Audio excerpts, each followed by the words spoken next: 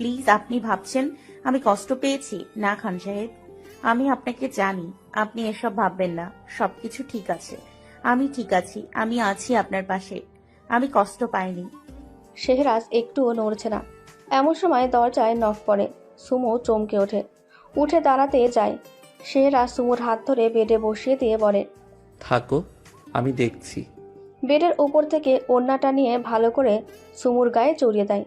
একবার চেয়ে দেখে সুমুকে। ভাঙা একটা হাসি ঠোঁটে টেনে নেয়। তারপর নিজেই গিয়ে দরজা খুলে দেয়। দরজার ওপাশে দাঁড়িয়ে বাড়ির প্রতিটা মানুষ। দরজা খোলার সাথেই অনন্যা খাতুন ছুটে ভেতরে ঢুকে যায়। সুমু মামুনি। কথাটা বলে সে সুমুকে জড়িয়ে ধরে কেঁদে ওঠেন। ঈশিতাও ছুটে এসে সুমুর পাশে বসে। শাহবাজ সাহেব এসে সুমুর মাথায় হাত রেখে অনন্যা খাতুনকে চোখ দিয়ে শান্ত থাকতে বলে। তারপর তিনি মায়াভরা কণ্ঠে বলেন, এখন থেকে নিজের খেয়াল রাখবে বেশি বেশি। আর আমার ছেলে তোমাকে কিছু বলে আমাকে এসে বলবে। আমি শাস্তি দিব আমার ছেলেকে। শাহবাজ সাহেবের কথার মধ্যে অনন্যা খাতুন শেহরাজকে বাইরে টেনে আনে। শেহরাজের দিকে তাকিয়ে আদেশের সুরে বলে, খান পরিবারের বউয়ের দিকে হাত বাড়ানোর সাহস যে করেছে, তার কলিজা ওজন আমি নিজে মেপে দেখতে চাই। তার নাম, ঠিকানা, গোত্র সব মুছে ফেলো। আমার পুত্রবধূর চোখের এক ফোঁটা পানির মূল্য রক্ত দিয়েই দিতে হবে। শেহরাজ মাথা তুলে তাকায়, চোখ লাল তার। অনন্যা খাতুন রাগী স্বরে বলে, এই অপমান আমি সইব না। এই ঘরের বউয়ের চোখের জল আমি সইব না। তুই ওই নোংরা রাস্তার কুকুরটাকে আমার পায়ের নিচে এনে ফেলবি। ওর কলিজা ছিঁড়ে বের করে এনে দিবি। আমি নিজের হাতে মেপে দেখব এত সাহস কার হলো যে খান পরিবারের দিকে তাকায়। এই পরিবারের কারো দিকে হাত বাড়ালে তাকে মরণ ঘরে পৌঁছে দিতে কত সময় লাগে সেটা দেখিয়ে দে।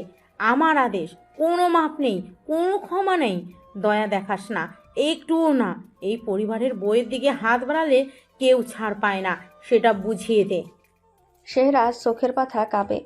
সে দাঁতে দাঁত চেপে মাথা নত করে বলে, তার কলিজা ছিঁড়ে আমি তোমার পায়ের নিচে এনে ফেলবো মম। তুমি আদেশ দিয়েছো, রক্তের বন্যা বয়ে যাবে এবার। অরণ্যা খাতুন মাথা নাড়ে। ছেলের দিকে তাকিয়ে বাঁকা হেসে বলে, এটাই চাই, সবাই দেখুক খান পরিবারের রক্ত কিভাবে জ্বলে ওঠে। ঘরের ঠিক মাঝখানে চেয়ারটায় বসে আছে রায়হান চৌধুরী। পায়ের নিচে এলোমেলো পড়ে থাকা সিগারেটের ছাই, ভাঙা কাচের টুকরো, আর একটা ফেলে দেওয়া হুডি। ডান হাতে হুইস্কির একটা আধভর্তি বোতল। আঙুলের ফাঁকে ফাঁকে গ্লাসের গায়ে টোকা মারছে। টুকটাক শব্দ তুলে। বা হাতটা চেয়ারের হাতলে ঝুলে আছে অলসভাবে। চেয়ারে বসে ধীরে ধীরে ঘুরছে সে, একবার সামনে, একবার পেছনে। চোখে একটা অদ্ভুত নিষ্ঠুর খেলা, ঠোঁটের কোণে হালকা বাঁকা হাসি। ঘরের একপাশে পিলার ঘেঁষে দাঁড়িয়ে আছে মাহিন, মুখ চোখ ঘামে ভিজে। কাঁপা কাঁপা চোখে চেয়ে থাকে রায়হানের দিকে। বসের পরবর্তী পদক্ষেপ বোঝার আপ্রাণ চেষ্টা তার। রায়হান একটা দীর্ঘ নিঃশ্বাস ফেলে উইস্কির বোতলটা ঠোঁটে তোলে। ছোট্ট একটা চুমুক দিয়ে গলা ছেড়ে গাঢ় এক গলা হাসি দেয়। তারপর হাতের ঘড়িতে সময়টা চেক করে নেয়। রায়ান নরম গলায় ঠোঁটের কোণে ব্যঙ্গ হাসি নিয়ে বলে, তুই ভাবছিস আমি এখন কি করব? তুই তো মাহিন। মাহিন গলার স্বর খুঁজে পায় না, শুকনো ঠোঁট কামড়ে চুপ করে থাকে। রায়ান আবার বোতল হাতে ঘুরতে থাকে চেয়ারটায়।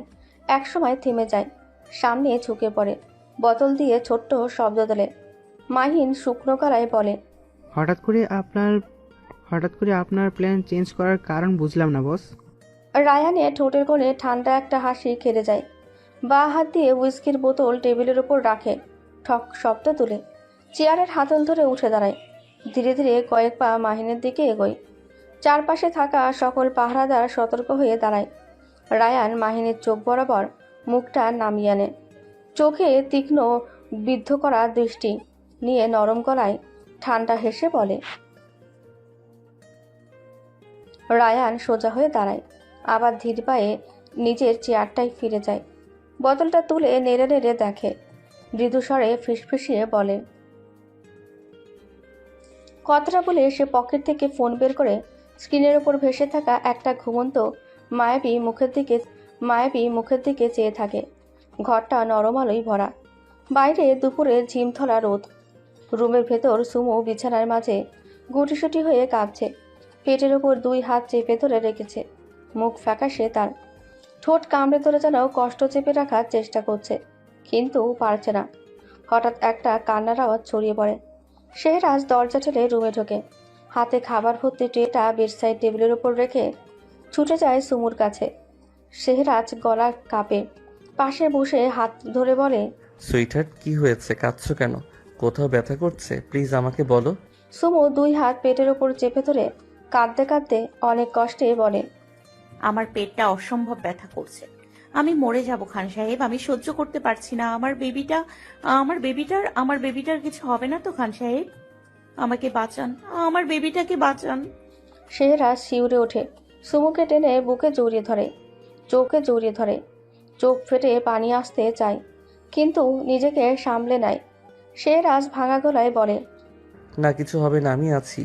কিছু হবে না তোমার, কিছু হবে না আমাদের বেবির, কিছু না। আমি থাকতে কিছু হবে না। সুমুর কান্নার আওয়াজ শুনে সকলে ছুটে আসে। অরণ্যা খাতুন আর আফিয়া বেগম সুমির কাছে এগিয়ে যায়।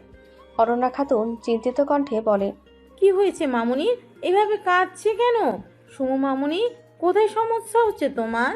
শেহরাজ কাঁপা গলায় চিৎকার করে বলে, গাড়ি বের করো, সুমুকে এখনই হসপিটালে নিতে হবে। সবার মুখে আতঙ্ক।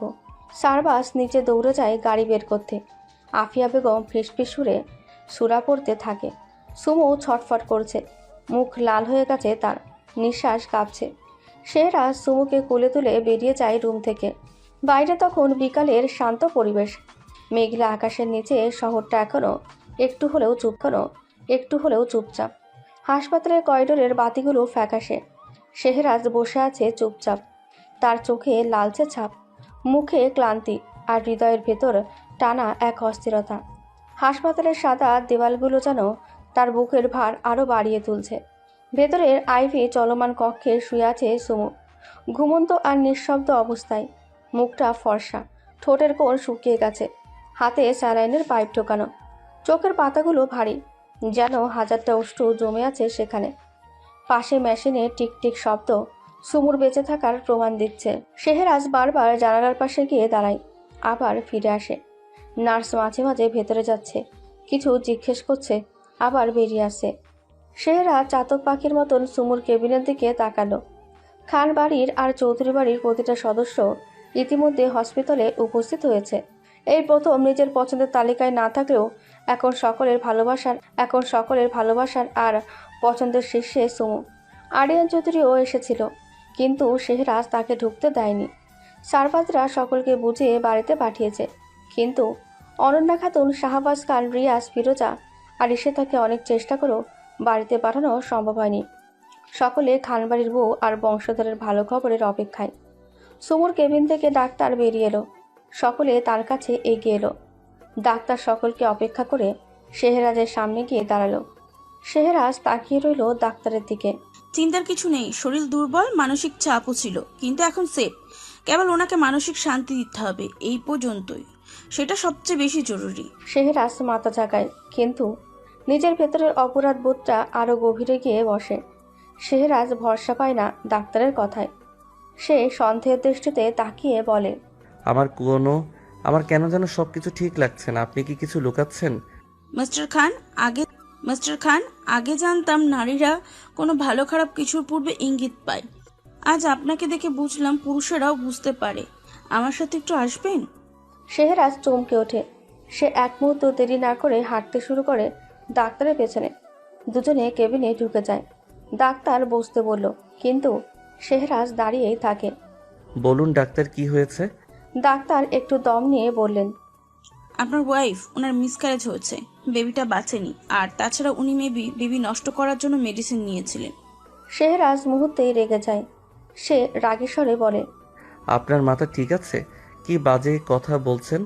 আপনার কোনো আইডি নেই ও এই বেবিটার জন্য কতটা এক্সাইটেড ছিল? দেখুন মিস্টার খান, আমরা ওনার অনেকগুলো টেস্ট করেছি, আর তাতেই ধরা পড়েছে। রিপোর্ট তার ভুল বলবে না। আপনার কপাল ভালো যে আপনি একজন মেয়ে, নয়তো এখানেই এই মুহূর্তে আপনার লাশ ফেলে দিতাম। কাম ডাউন মিস্টার খান, আগে আমাকে পুরোটা শেষ করতে দিন। এক মুহূর্ত থেমে যায় সময়। শেহরাজের ঠোঁট কাঁপছে, চোখ স্থির, অথচ ভেতরটা থরথর করে কাঁপছে।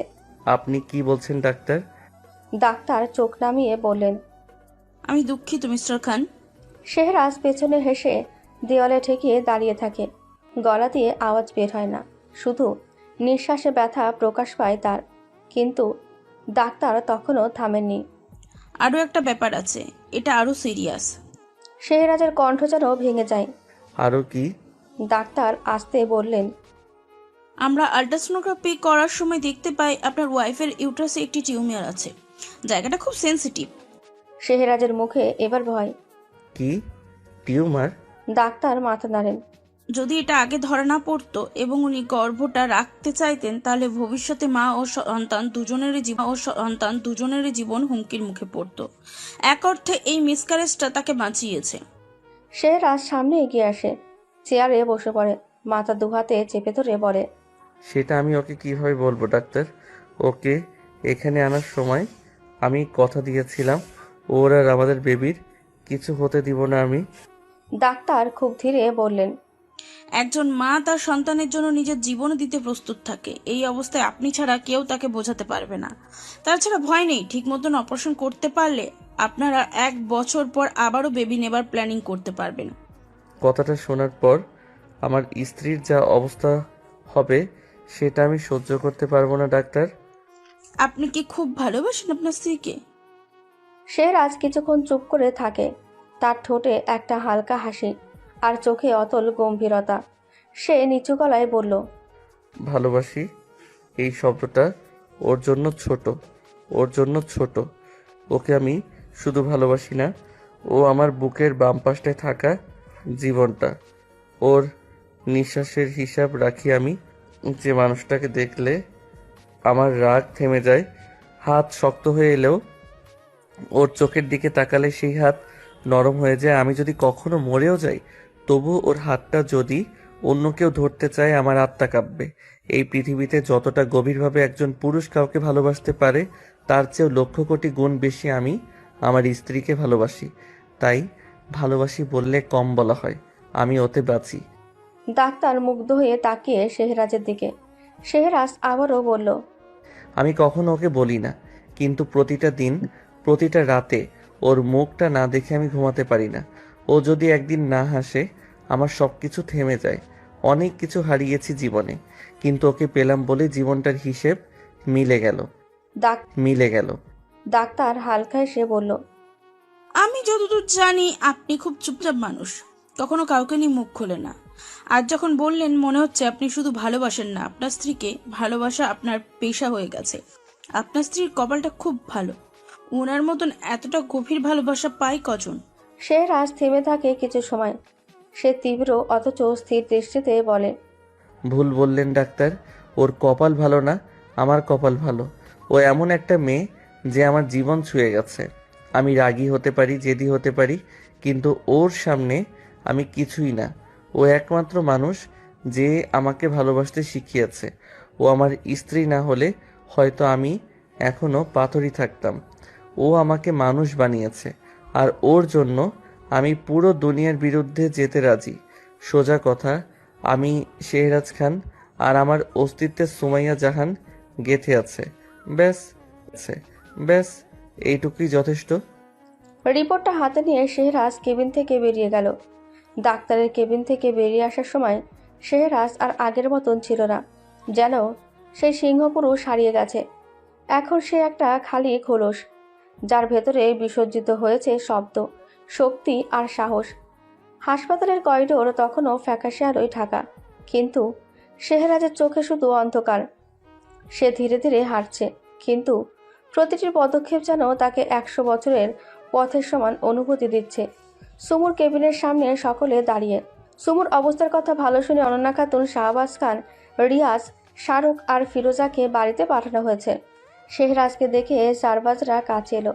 শেহরাজ সকলকে উপেক্ষা করে দরজা ঠেলে সুমুর কেবিনে ঢোকে। সারবাজ কিছু বলতে নিলেই আয়ুব চোখের ইশারায় থামিয়ে দেয় সারবাজকে। কেউ বুঝতে পারে না শেহরাজের বিষণ্ণতার কারণ। শেহরাজ কেবিনে ঢুকে ভেতর থেকে দরজা লক করে দেয়। সুমু তখনও ঘুমে বিভোর। শেহরাজ চেয়ারে বসে পড়ে, ফাইলটা টেবিলের উপর রাখে। চোয়াল শক্ত তার, ভেতরের কষ্ট যেন রক্তে ছড়িয়ে গেছে তার। সে সুমুর হাতে হাত রাখে। স্যালেনের পাইপে বেয়ে নামা ফোঁটার মতো তার চোখের কোণে জমে থাকা কষ্টগুলো এবার গড়ে পড়তে চায়। শেহরাজ ধীরে ধীরে ফিসফিস করে বলে, তোমার খান সাহেব, এবার তোমার জন্য শেষ হয়ে যাচ্ছে সুইটহার্ট। তুমি যখন চোখ খুলবে তখন আমি তোমাকে আর একটা কথাও মিথ্যে বলতে পারবো না, কারণ তুমি নিজের বুঝতে পারবে তোমার। শেহরাজের কণ্ঠ থেমে যায়। মাথাটা সুমুর পাশে বিছানায় রেখে নিঃশব্দে চোখ বন্ধ করে রাখে সে। একটু সময় নিয়ে সে আবারও বলে, আমি জানি না তুমি আর কখনো হাসবে কিনা, কিন্তু আমি প্রতিদিন নিজেকে ঘৃণা করব যদি তোমার মুখে আবার সেই পুরনো স্নিগ্ধ হাসিটা না দেখি। কিন্তু আমার কিছু করার নেই। এই শেহরাজ খানের কাছে সুমাইয়া জাহানের থেকে বেশি গুরুত্বপূর্ণ আর কিছু না। ঘরে টেবিলের ওপর রাখা ফাইলের নিচে বেরিয়ে আছে একটুখানি রিপোর্টের লেখা অংশ। শেহরাজ সেটা হাতে নিয়ে আবারও দেখে। ডাক্তারি এক একটা শব্দ এখন তার বুকে ধারালো ছুরির মতন জখম করছে। সে হালকা ঠোঁট নেড়ে পড়তে শুরু করে। Endometrial tumour, posterior wall, early stage but high sensitivity, immediate medical attention required. ফাইলটা বন্ধ করে সে। আকাশের সূর্যটা তখন ধীরে ধীরে নরম হয়ে সোনালি হচ্ছে। জানালার ফাঁক করে সূর্যের আলো এসে পড়ে সুমুর কপালে। হাসপাতালের জানালায় পর্দা একটু নড়ে। হালকা রোদ এসে পড়ে বেডের পাশে সাদা চাদরে। মনিটরের একটানা শব্দ হচ্ছে। সুমু ধীরে ধীরে চোখ মেলে তাকায়। খান সাহেব, শেহরাজ নিজেকে গুছিয়ে বসে, যেন কেউ নিঃশ্বাস আটকে রেখেছিল অনেকক্ষণ।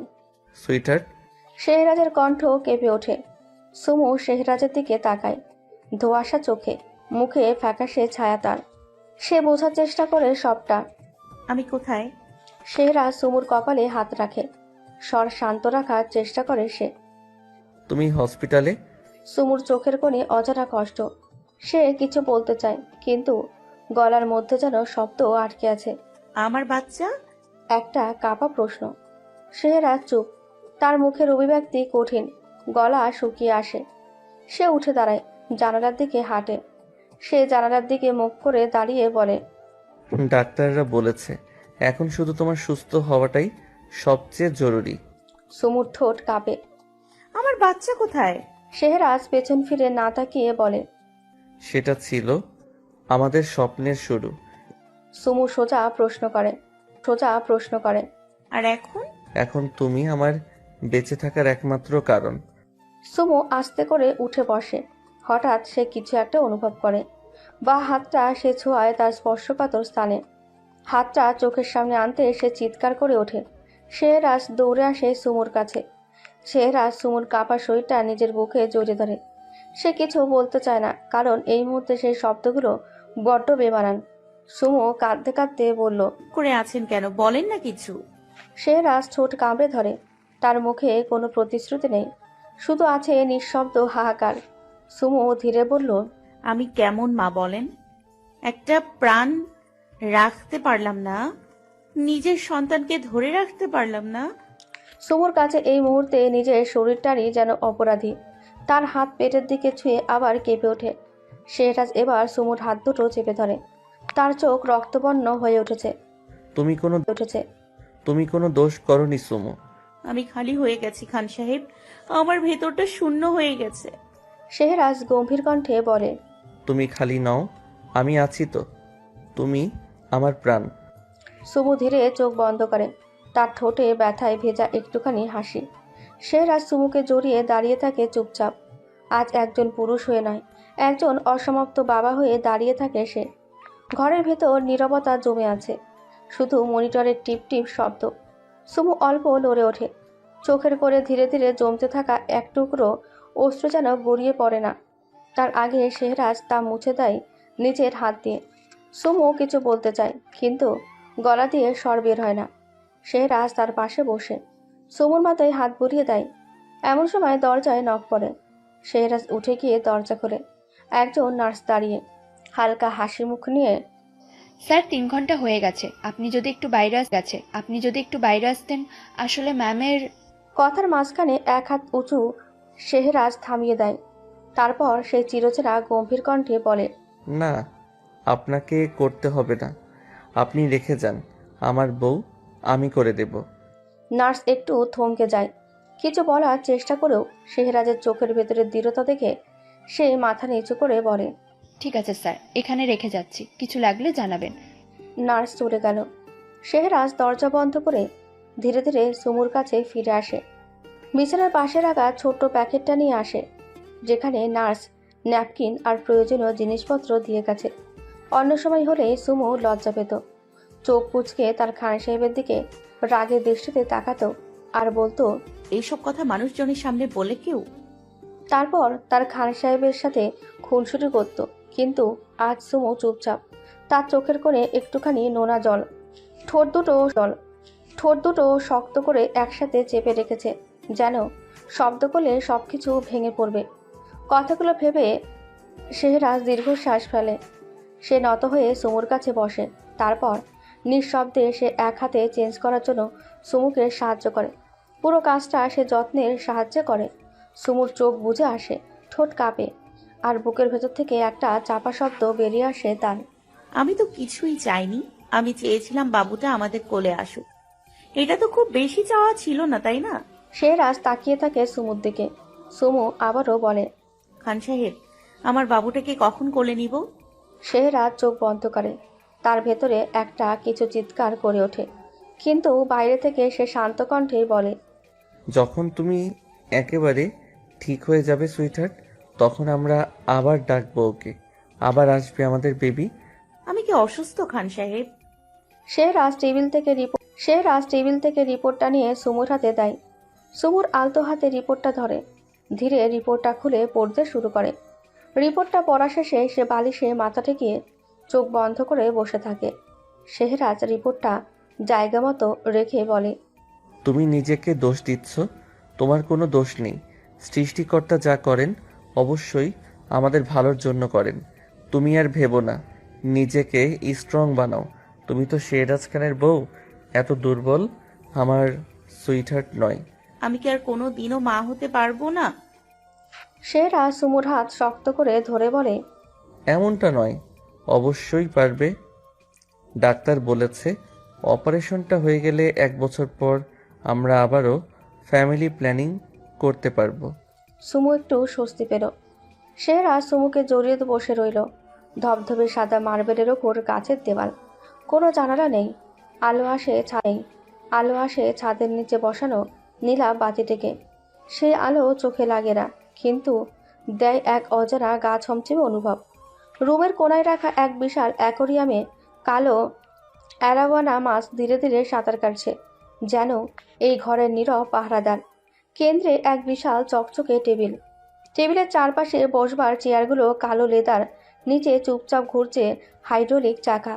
রুমের ঠিক মাঝখানে বসে আছে রায়ান চৌধুরী, এক হাতে মোবাইল, অন্য হাত ডান পায়ের হাঁটুতে ঠেস দেওয়া। চোখের অদ্ভুত এক স্থিরতা, ঠিক যেন সে কাউকে শেষবারের মতন জীবনের গেমে চাল দিচ্ছে। মোবাইলের স্পিকারে ভেসে আসছে কাঁপা গলায় ডাক্তার দুর্জয়ের কণ্ঠ। রায়ান গম্ভীর গলায় বলল, দুর্জয়, ওর এখন কি অবস্থা আমি দেখতে চাই, আমাকে একটা ভিডিও ক্লিপ পাঠাও। ফোনের অপর প্রান্তে দুর্জয়ের গলা কাঁপছে, কণ্ঠে ভয় মিশে আছে তার। বস, রুমের সামনে খুব কড়া সিকিউরিটি দেওয়া আছে, আর ওই কেবিনে কোনো পুরুষ ডাক্তার ঢুকতে পারবে না। এটা খুব ঝুঁকিপূর্ণ হয়ে যাবে। রায়ান ঠোঁট কুঞ্চিত করে ঠান্ডা গলায় বলল, ঠিক আছে, তবে কোনো নার্স পাঠাও, আমার ভিডিও ক্লিপ চাই। দুর্জয় এবার একটু থমকালো, কণ্ঠে কম্পনের সাথে বলল, চেষ্টা করছি বস। চেষ্টা না, আমার চাই। দুর্জয় হালকা নিঃশ্বাস নিয়ে বলল, বুঝেছি বস, আমি দেখছি কি করা যায়। রায়ান কলটা কাটল। দুর্জয় একজন নার্সকে তার কেবিনে ডেকে পাঠালো। নার্স আসতেই দুর্জয় তার সামনে এক বান্ডিল টাকা রেখে বলল, 103 নম্বর কেবিনের পেশেন্টের কি অবস্থা এখন? তার একটা ভিডিও ক্লিপ আমাকে এনে দাও। কিন্তু স্যার, ওই কেবিনের সামনে গার্ড দাঁড়ানো, এখন তো কারো ঢোকা নিষেধ। দুর্জয় টাকার বান্ডিলটা নিয়ে বলল, ঠিক আছে, আপনি যান। অন্য কাউকে দিয়ে করিয়ে নিব। নার্সটি লোভে পড়ে গেল। এতগুলো টাকা হাতছাড়া করার ভয়ে সে তাড়াহুড়ো করে বলল, আমি পারবো স্যার, আমি পারবো। দুর্জয় হাসল। নার্সটি বেরিয়ে গেল কেবিন থেকে। হাসপাতালের করিডোরে ধীরে ধীরে ফাঁকা হয়ে এসেছে। বিভিন্ন ওয়ার্ডে রোগীরা ঘুমিয়ে পড়েছে। নার্সদের গলার আওয়াজ ক্ষীণ হয়ে আসছে, যেন রাতের গভীরতাও ক্লান্ত হয়ে পড়েছে। কিন্তু সুমুর কেবিনের চারপাশে নিঃশব্দে দাঁড়িয়ে থাকা ছায়াগুলো এখনও সজাগ। ঘড়ির কাঁটায় রাত 2টো। শেহরাজের বডিগার্ডেরা কড়া নজরে দেখছে আশেপাশে চলাফেরা করা প্রতিটি মানুষকে। চতুর্থ তলায় কেবল এই একটি কেবিনের সামনে রয়েছে 5 জন সশস্ত্র নিরাপত্তা রক্ষী। কেবিনের ভেতরে নরম আলো জ্বলছে। সুমুর নিঃশ্বাস ওঠানামা করছে ধীরে, শান্তভাবে।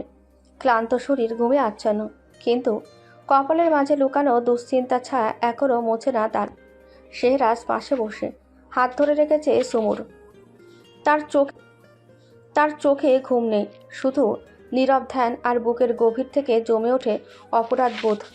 সে অপরাধ যা তাকে বারবার বলে, তোমার স্ত্রী আজ তার শরীরের ভেতর হারিয়েছে একটি স্বপ্ন, আর তুমি কিছু করতে পারোনি। শেহরাজ জানালার পাশে গিয়ে দাঁড়ায়। বাইরে চাঁদের আলো কাচের ওপর পড়ে সাদা রেখার মতো জ্বলছে। হাসপাতালের নিচে তার গাড়ি দাঁড়িয়ে আছে, আলো নিভানো। আকাশ একটানা নিস্তব্ধ, অথচ শেহরাজের বুকের ভেতর ঝড়। হঠাৎ পেছন থেকে একটা মৃদু কাশি ভেসে আসে। সে ঘুরে তাকায়। সুমু উঠে বসেছে, চোখ আধবোঝা। আপনি জেগে আছেন? শেহরাজ দ্রুত তার পাশে ফিরে আসে। সুমু নিঃশব্দে তাকায় তার খান সাহেবের চোখে। চোখের নিচে কালি, ঠোঁট ফাটা ফাটা, তবুও তার চোখে সেই শান্ত দীপ্তি। কাল আমাকে বাড়িতে নিয়ে যাবেন না? শেহরাজ তার কপালে ঠোঁট ছোঁয়ায়। নিয়ে যাব, নিজের হাতে শাড়ি পরিয়ে দেব, কাল তোমাকে। আপনি আমার সাথে ঘুমাবেন না? শেহরাজ আলতো হেসে সুমুকে বুকে জড়িয়ে শুয়ে পড়ে। দুর্জয়ের পাঠানো নার্স সুমুর কেবিনের দরজার সামনে দাঁড়ালো। ভেতরে যাবার জন্য পা বাড়াতেই বডিগার্ডরা তাকে আটকে সোজা মুখে বলল, বিনা পারমিশনে এই কেবিনে কাউকে অ্যালাউ করা হবে না ম্যাডাম, অনুগ্রহ করে ফিরে যান। নার্স হালকা কড়া গলায় বলল, আমি পেশেন্টকে দেখতে এসেছি। সরি, ভেতরে স্যার নিজে আছে, স্যার দেখে নিবে ম্যামকে, আপনি আসতে পারেন। নার্স লজ্জায় ও ভয় পেয়ে পিছিয়ে গেল। সে বুঝলো আর এদিক থেকে ঢোকা সম্ভব নয়। আড়ালে গিয়ে নার্স ফোনে ডক্টর দুর্জয়ের কাছে রিপোর্ট করলো, স্যার, বডিগার্ডরা আমাকে ঢুকতে দিচ্ছে না। তারা বলছে পারমিশন ছাড়া কেউ অ্যালাউ হবে না, আর ভেতরে ওনার হাজবেন্ড আছে। দুর্জয় শান্ত গলায় বলল, ঠিক আছে, আমি রায়ান স্যারের সঙ্গে কথা বলছি। দুর্জয় কল কেটে রায়হানকে কল করলো। রায়হান কল পিক করতেই দুর্জয় ভয় মেশানো কণ্ঠে বলল, স্যার, নার্স ঢুকতে পারেনি। বডিগার্ড কেবিনের দরজা পাহারা দিচ্ছে, আর তার থেকে বড় কথা, ভেতরে শেহরাজ খান নিজেই আছেন। রায়হান মুহূর্তেই উত্তেজিত হয়ে উঠল। তার চোখ জ্বলে উঠল অগ্নির মতো। সে ফোন ছুঁড়ে মেরে রুমের মধ্যে ভাঙচুর করতে শুরু করলো। মাহিন দ্রুত রায়হানের পাশে এসে বলল, স্যার শান্ত হন, এর আগে কোনো লাভ নেই, পরিকল্পনা করে ধীরে ধীরে কাজ করা দরকার। রায়হান গর্জে উঠল, আমি আর কোনো দেরি চাই না, ওকে আমার চাই। মাহিন হালকা কণ্ঠে বলল, ঠিক আছে স্যার, আমরা সব সামলে নিব, আপাতত একটু ধৈর্য ধরুন।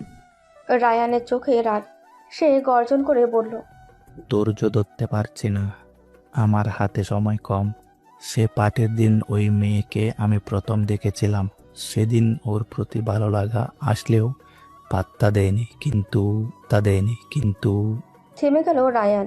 সে এক মুহূর্ত থেমে আবারও বলে, আমি তো জানতাম না ভালোবাসা এমন হয় মাহিন। ছুতে না পারলেও অনুভব করতে হয়, কথা না বললেও শুনে ফেলতে হয়, আর কাছে না গিয়েও সারা জীবন পাশে থাকতে ইচ্ছে করে। আমি ওকে চাই মাহিন, শুধু একজন নারীর মতো না, আমার জীবন হয়ে, আমার বেঁচে থাকার কারণ হয়ে। মাহিন নীরবে তাকিয়ে থাকে রায়ানের চোখে। একবারের জন্য মুখে কোনো শব্দ আসে না তাদের, শুধু নিঃশ্বাসের শব্দ ঘরে প্রতিধ্বনিত হয়।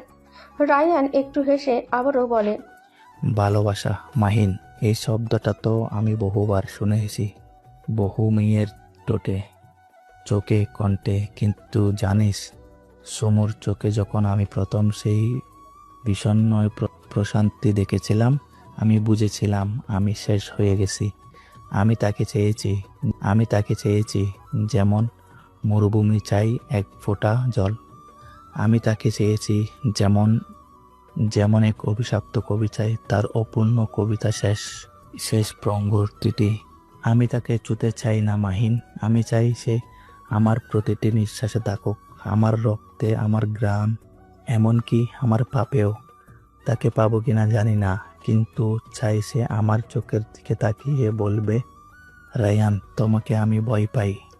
সেদিন আমি তার সামনে বসে বলবো, ভয়টাই তো ভালোবাসা আরেক রূপ। মায়াবতী, ভালোবাসলে মানুষ তার নিজের মনকেও ভয় পায়। আপনি তো নারীদের ঘৃণা করেন বস। আপনার মতো কঠোর মনের মানুষের পক্ষে কাউকে ভালোবাসা সম্ভব? বিশেষ করে নারীকে ভালোবাসা সম্ভব? রায়ান এক মুহূর্ত চুপ থাকে। তার চোখের পাতা ধীরে নামে, তারপর গলায় এক বিষণ্ণ ধ্বনি এনে বলে, হ্যাঁ, আমি নারীদের ঘৃণা করতাম, তাদের কাঁদতে দেখলে হাসতাম। ভালোবাসা বলতে বুঝতাম দুর্বলতা। আমি বিশ্বাস করতাম নারীরা কেবল চলনার প্রতিচ্ছবি। কিন্তু সুমু, সে আমার সব বিশ্বাস ভেঙে দিয়েছে। তার চোখে ছিল না কোনো জটিলতা, তার মুখে ছিল না কোনো স্বার্থ। আজ আমি সেই বয়টাকেই ভালোবেসে ফেলেছি মাহিন। ওকে আমি মারতে চেয়েছিলাম, এই কারণে আরো বেশি মরিয়া হয়ে উঠেছিলাম ওকে মারার জন্য, কিন্তু পারলাম কই। ওর অনেক বেশি পবিত্র, একদম অন্যরকম। আমি তোকে বলে বোঝাতে পারবো না। ওর চোখে আমি যা দেখেছি, ওর মধ্যে আমি যা দেখেছি, তা আমি জীবনে অন্য কোনো নারীর মধ্যে দেখিনি। আমি নারীদের ঘৃণা করতাম, কিন্তু সুমন নামের মেয়েটা আমার সেই গ্রান গায়ে ভালোবাসার আগুন চালিয়ে দিয়েছে।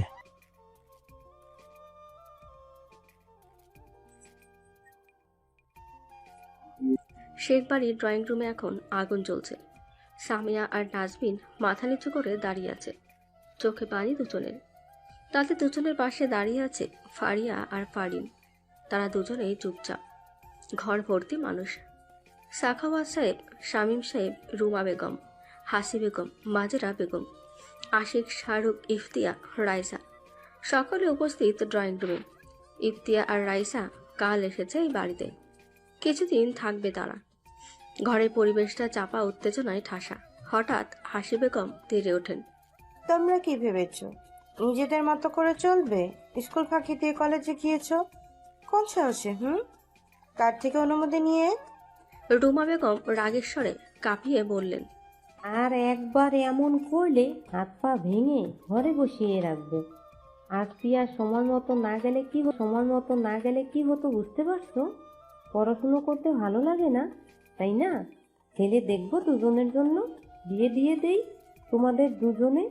বাদরামি যখন করবেই শ্বশুর বাড়িতে গিয়ে করো, এই বাড়িতে এসব চলবে না। সামিয়া চোখ মুছে বলল, ওরা বাজে কথা বলেছিল, আমরা তো কিছু বলিনি। হাসি বেগম মেয়েকে মারার জন্য তেড়ে আসতে নিলে শাহরুখ আটকালো হাসি বেগমকে। হাসি বেগম দাঁতে দাঁত চেপে বলল, অন্যায় করে আবার মুখে মুখে কথা বলার সাহস কিভাবে পাস তুই? জিভ টেনে ছিঁড়ে ফেলবো। ওরা বাজে কথা বলছে, তোরা কোন সাহসে স্কুল ফাঁকি দিয়ে কলেজে গেলি তার জবাব দে। সাখাওয়াত সাহেব থামিয়ে দিয়ে বললেন, থামো তোমরা, ওরা ছোট, কেউ মারবে না ওদের। দোষ ওরা করেনি, মানছি ওরা স্কুল ফাঁকি দিয়ে কাউকে কিছু না বলেই কলেজে গিয়ে অন্যায় করেছে। তাই বলে বদমাইশ ছেলেগুলো আমার বাড়ির মেয়েদেরকে বাজে কথা বলবে? তোমরা চুপ থাকো, পিয়াস আসুক, ওর থেকে সব শোনা যাবে। শিকদার বাড়ি আর শেখ বাড়ির সবাই জানে পিয়াস রাগান্বিত একটা ছেলে। এখনই আসবে, বিস্ফোরণ ঘটবে। ইফতিয়া আস্তে করে ফারিনকে সরিয়ে একটু সাইডে নিয়ে গিয়ে বলল, কলেজে কি হয়েছে ফারিন? ফারিন সরল মনে একটা ছোট ঢোক গেলে বলল, সেদিন সকালে সামিয়া, নাজমিন আর ফারুকু মিলে প্ল্যান করেছিল আজ স্কুল ফাঁকি দিয়ে কলেজে যাবে ওরা। একটা ছোট্ট অ্যাডভেঞ্চার বলতে পারো। আমি আর ফারুকু তো আগে থেকেই কলেজে থাকতাম, বাট ওদের কথা ছিল স্কুল ফাঁকি দিয়ে কলেজে আসবে।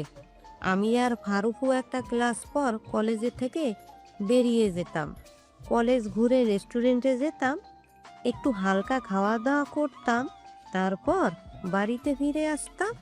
আর আমরা আগে থেকেই জানতাম ভাইয়া আজ কলেজে যাবে না। তবে আমাদের ভাগ্য অন্য কিছু প্ল্যান করে রেখেছিল।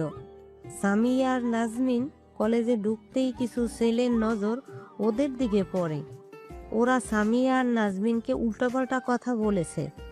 ঠিক তখনই কোথা থেকে ভাইয়া আর তার দলবল কলেজে এসে হাজির। ভাইয়া আসতেই কিছু জুনিয়র ছেলে সবটা ভাইয়াকে বলে দেয়। আর ভাইয়া তো জানোই, ওই ছেলেগুলোকে দলবল সহ কলেজ ক্যাম্পাসের মধ্যে বেধড়ক পিটিয়েছে। তারপর শাহরুখ ভাইয়াকে কল দিয়ে কলেজে আসতে বলেছে। শাহরুখ ভাইয়া আসতেই আমাদের এই বাড়িতে পাঠিয়ে দিয়েছে। আর তারপরে সবটা তো দেখতেই পাচ্ছ। বাইরে বাইকের শব্দ শোনা গেল। পিয়াস ঢুকে এলো বাড়ির ভেতরে। এসে সোজা সামিয়ার দিকে তাকালো।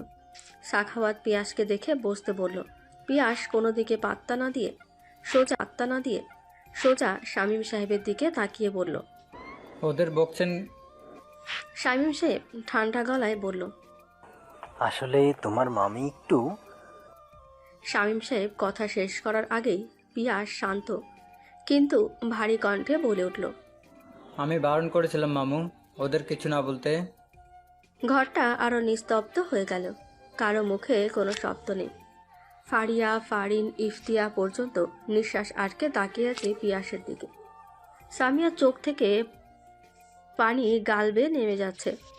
নাজমিন চোখ নিচু করে দাঁড়িয়ে আছে, যেন পৃথিবীর সব ভুল আজ ওদের ঘাড়ে এসে পড়েছে। হাসি বেগম রেগে বললেন, তোমাদের বোনেরা ভুল করবে আর তাদের কিছু বলা যাবে না? তুমি ওদের শাসন না করে উল্টো ওদের পক্ষ নিচ্ছ। তোমাদের এই আধুনিকতা ঠেলায় একদিন কিছু একটা হয়ে। পিয়াস মুখ ফিরিয়ে হাসি বেগমের চোখে চোখ রেখে বলল, হ্যাঁ, আমার আর ওদের দিকে কেউ স্পর্শ করার সাহস দেখালে তাদের গায়ে আগে আমার হাত উঠবে। আমি জানি ওরা ভুল করেছে, স্কুল ফাঁকি দিয়ে কলেজে গেছে, কিন্তু তাতে কারো অধিকার হয় না ওদের অসম্মান করার। ওরা বোকামি করেছে, কোন অপরাধ না। সাখাওয়াত সাহেব মাথা নেড়ে বললেন, ঠিক বলছো পিয়াস, আমি প্রথমেই বলেছি ওরা ছোট, শিক্ষা দিতে হবে, অপমান নয়। মাজেরা বেগম ধীরে ধীরে বললেন, তবে পিয়াস ওদের তুমি বুঝিয়ে দিও যেন আর এমন না করে, সাহস পেয়ে যেন বারবার বোকামি না করে বসে। পিয়াস এগিয়ে এসে সামিয়ার সামনে দাঁড়ালো। খুব নিচু গলায় বলল, তুই কাঁদছিস কেন রে? সামিয়া কাঁপা কণ্ঠে বলল, আমরা তো কিছু করিনি ভাইয়া, ওরাই তো। সামিয়ার কথা আটকে গেল কান্নায়। পিয়াস ধীরে ধীরে নরম সুরে বলল, কাঁদবে না, আমি আছি তো, এরকম আর করিস না। এই প্রথম পিয়াস একটা সাহস দেখালো। ছোট থেকে সে সামিয়াকে কখনো ছুঁয়ে দেখেনি। সে সামিয়ার হাত ধরল। পিয়াস সামিয়ার হাতটা টেনে নিল নিজের দিকে, আরেক হাত দিয়ে ইশারা করলো নাজমিনকে। ঠান্ডা গলায় বলল, চল, আজ আমাদের বাসায় থাকবি, এই বাড়িতে আজ থাকতে হবে না। সামিয়া একটু কাঁপা কাঁপা গলায় বলল, কিন্তু ভাইয়া। পিয়াসের গলা এবার কঠিন হলো। সে হালকা কড়া মেজাজে বলল, চুপ, একটু কথা না। দুজনকে সামনে নিয়ে দরজার দিকে হাঁটা শুরু করলো পিয়াস। সবাই নীরবে তাকিয়ে আছে।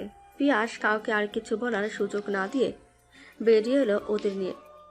শামীম সাহেবরা আর কিছু বললেন না। সেই মুহূর্তেই পেছন থেকে একটা চেনা গলা শোনা গেল।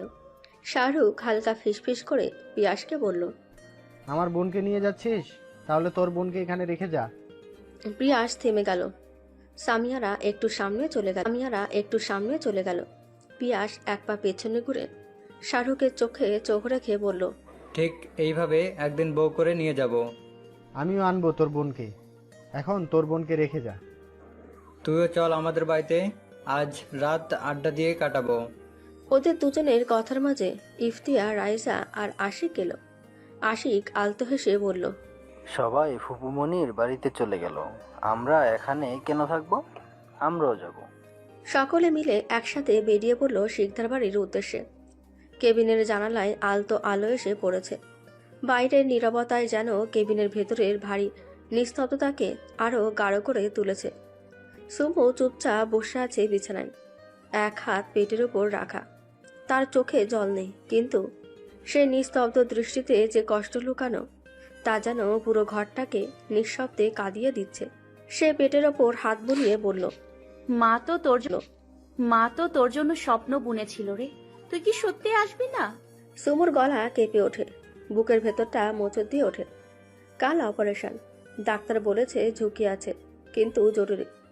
সুমু জানে ওটা একটা টিউমার, কিন্তু সে জানে ওর মধ্যে যে একটা জীবন ছিল, ছোট্ট একটা আশা, সেটা ওর হৃদয়ের কোথাও আজও বেঁচে আছে। হঠাৎ দরজায় হালকা নখ। সুমু চোখ মুছে মুখ ফেরায়। সুমু। অনন্যা খাতুন, ঈশিতা, রিয়াজ আর ফিরোজা এসেছে। সবার মুখেই চাপা বিষণ্ণতা।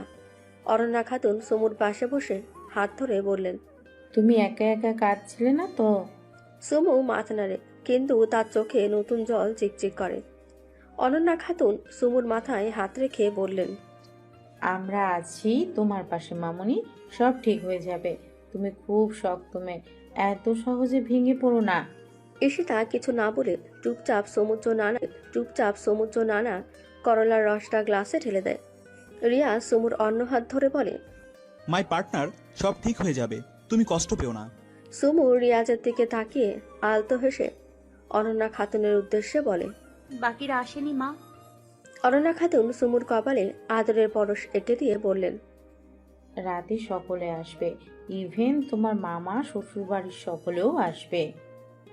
ঈশিতা সুমুর হাতে ফলের রসের গ্লাসটা দিল। সুমু খেতে চাইল না। ঠিক তখনই কেবিনের দরজাটা খুলে চেক শার্ট পরে ভেতরে ঢোকে শেহরাজ। চোখে হালকা ক্লান্তি, হাতে সুমুর পছন্দের কিছু চকলেট। তার চোখ সবার ওপর দিয়ে চলে গিয়ে থামে সুমুর মুখে। সবাই এসেছো? সে সোজা এসে ফিরোজাকে কোলে নিয়ে ফিরোজার হাতে একটা চকলেট দেয়। ফিরোজা চকলেটটা নিতে চায় না। সে বলে, কাপনের তুমি নিউ ফ্রেন্ডকে দাও, নিউ ফ্রেন্ড দাও, নিউ ফ্রেন্ড কতটা তপ্ত পাবতে। শেহরাজ আলতো হেসে ফিরোজার গালে ঠোঁট ছুঁয়ে বলে, পাকা বইটা তুমি একটা নাও, আর একটা তোমার রিয়াজ ভাইয়াকে দাও, বাকিগুলো তোমার নিউ ফ্রেন্ডের জন্য। ফিরোজা তবুও নেবে না চকলেট। সে শেহরাজের কোল থেকে নেমে ঈশিতার কোলে গিয়ে বলল, আমার নিউ ফ্রেন্ড তুতো না হওয়ার পর্যন্ত আমি চকলেট পাবো না। সুমু অবাক হয়ে তাকালো ছোট্ট ফিরোজার দিকে। কত ভালোবাসে এই বাচ্চা মেয়েটা তাকে। ঈশিতা অনন্যা খাতুনের কাঁধে হাত রাখতেই অনন্যা খাতুন আস্তে উঠে দাঁড়িয়ে বলল, তোমরা একটু কথা বলো, আমরা বাইরে আছি। কেবিনের দরজাটা নরম শব্দে বন্ধ হয়ে গেল। ঘরটা আবার নিস্তব্ধ, কেবল হৃদস্পন্দনের শব্দ যেন শোনা যায়। শেহরাজ চুপচাপ তাকিয়ে আছে সুমুর দিকে। সুমুর স্নিগ্ধ মুখটা যেন কোনো অদৃশ্য শোকের নিচে চাপা পড়ে গেছে। চোখের কোণে একটা অস্পষ্ট ব্যথা, যেটা সে লুকাতে চায়। শেহরাজ একটা গভীর ভারী দীর্ঘশ্বাস ফেলে সুমুর মন ভালো করার জন্য বলল, একটু আদর করবে বউ? একটা চুমু খাবে? আমি একটা চুমু খাবো বউ? সুমু চমকে তাকালো শেহরাজের দিকে। শেহরাজের ঠোঁটের কোণে অদ্ভুত এক হাসি। সে চেনা কঠিন মুখটা আজ এত কোমল লাগছে যেন। সুমুর সমস্ত কষ্ট একটুখানি হালকা হয়ে গেল। সে তাকিয়ে রইল তার খান সাহেবের চোখে। কি অদ্ভুত দেখতে তার খানসে, চোখের গভীরতা, গালে সে হালকা খোঁচা খোঁচা দাড়ি, আর ঠোঁটের কোণে যে অদম্য ভালোবাসার রেখা। সব কিছুতে যেন সুমুর মন বসে যায়। সুমু শেহরাজের বুকে মাথা রেখে চোখ বন্ধ করে। শেহরাজ সুমুর চুলে আলতোভাবে হাত বুলিয়ে দেয়। হঠাৎই শেহরাজের মুখে একটা দুষ্ট হাসি খেলল। সে সুমুকে হাসানোর জন্য হালকা গলা ক্লিয়ার করে বলল, একটা চুমু খাই না বউ? সুমু মাথা তোলে। শেহরাজ সুমুর ডান গালে ঠোঁট ছুঁয়ে সুমুর দিকে তাকিয়ে সুমুর নাকে নাক ঘষে গান ধরে। তোকে প্রথমবার দেখেই চোখে চোখ রেখেই কখন জানি না আমি কেস খেয়েছি। সুমু হেসে দিল শেহরাজের গান শুনে। সুমুর হাসিটা ছিল এক টুকরো বৃষ্টির মতো, যা শেহরাজের মনে শান্তি দেয়। শেহরাজ মুগ্ধ হয়ে তাকিয়ে রইল তার প্রিয়সীর দিকে। এই হাসিটাই তো দেখতে চাইছিল সে। শেহরাজ হসপিটালে সুমুর পাশে দিনরাত কাটাচ্ছে। নিজের স্ত্রীকে ছাড়া এক মুহূর্ত সে থাকতে পারছে না। তাই শেহরাজের অফিসের সমস্ত দায়িত্ব গিয়ে পড়েছে সারবাজের ওপর। সারবাজ এখন SK লাক্সের অফিসের হেড হিসাবে কাজ করছে। সে আগের থেকে অনেক বেশি কঠিন, রূঢ় আর নিয়মনিষ্ঠ হয়ে গেছে। মুখে কোনো হাসি নেই, চোখে শুধু ক্লান্তি আর দায়িত্বর ভার। অফিসে এখন শেহরাজের সব বন্ধুরা কাজ করছে। আয়ুব, অমিত, রিশান, রাহিন সবাই একসঙ্গে ব্যস্ত। নতুন ব্র্যান্ড শুটিং এর প্রস্তুতি চলছে। স্যান্ডিয়া ওদের মার্কেটিং সেকশনে কাজ শুরু করেছে। অফিসের কাজে সকলে যার যার মতো ব্যস্ত। ইনায়া হেড ডিজাইনার হিসেবে নিজের কাজ শেষ করলো। একটা গুরুত্বপূর্ণ ফাইল তৈরি হয়েছে, যেখানে নতুন কালেকশনের কাপড়, ডিজাইন, থিম আর বাজেট অল কমপ্লাইট নিটলি। তবে সমস্যা একটাই, এই ফাইলটা এখন সার্ভাসকে দিয়ে চেক করাতে হবে। আর তাতেই ইনায়ার কেমন যেন লাগছে। সেই ঝগড়ার পর থেকে আর তারা দুজনে কথা বলেনি। ইনায়া নীরবে ফাইল হাতে নিয়ে উঠে দাঁড়ালো। ধীর পায়ে হেঁটে সারবাজের কেবিনের সামনে এসে দাঁড়ালো। ইনায়াকে সারবাজের কেবিনের সামনে দাঁড়াতে দেখে আয়ুব বলল, আজ আবারও যুদ্ধ লাগবে মনে হচ্ছে। ইনায়া সারবাজের কেবিনের দরজায় নক করলো। সারবাজ গম্ভীর গলায় বলল, কামিন। ইনায়া কেবিনে ঢুকলো। সারবাজ মাথা না তুলে বলল, বলুন কি দরকার। ইনায়া শান্ত গলায় ফাইল এগিয়ে দিয়ে বলল, এটা অ্যাপ্রুভাল লাগবে, কাল প্রেজেন্টেশন। সারবাজ ফাইল খুলে পড়তে লাগলো। তার ভ্রু কুঁচকে এলো। সে রাগান্বিত কণ্ঠে বলল, বাজেট ব্রেকডাউন এই জায়গায় ভুল, হ্যাবিট সোসিং এ রেফারেন্স নেই, টাইমলাইন মিসম্যাচ করছে। আপনি এগুলো দেখেননি? ইনায়া একটু চড়া সুরে বলল, আমি সব দেখে দিয়েছি, আপনি ভালো করে দেখে নিন। সারবাজ ঠান্ডা গলায় বলল, আপনি ভুল করছেন, অ্যাকসেপ্ট ইট। ইনায়া গর্জে উঠল, আমি কারোর সামনে মাথা নিচু করি না mister Sarbaz Khan, specially when I know I did it right. Sarbaz chair থেকে উঠে দাঁড়ালো। সে রাগান্বিত স্বরে বলল, আপনার অ্যাটিটিউড এই অফিসে চলবে না। পার্সোনাল ফিলিংস থেকে ডিসিশন নিচ্ছেন আপনি। That's not professionalism miss Inaya. Inner গলার স্বর আরও চড়া হলো। Personal feelings? আপনি নিজের পার্সোনাল ইগো নিয়ে পুরো অফিস চালাচ্ছেন। বাইরে থেকে সবাই থমকে গেছে।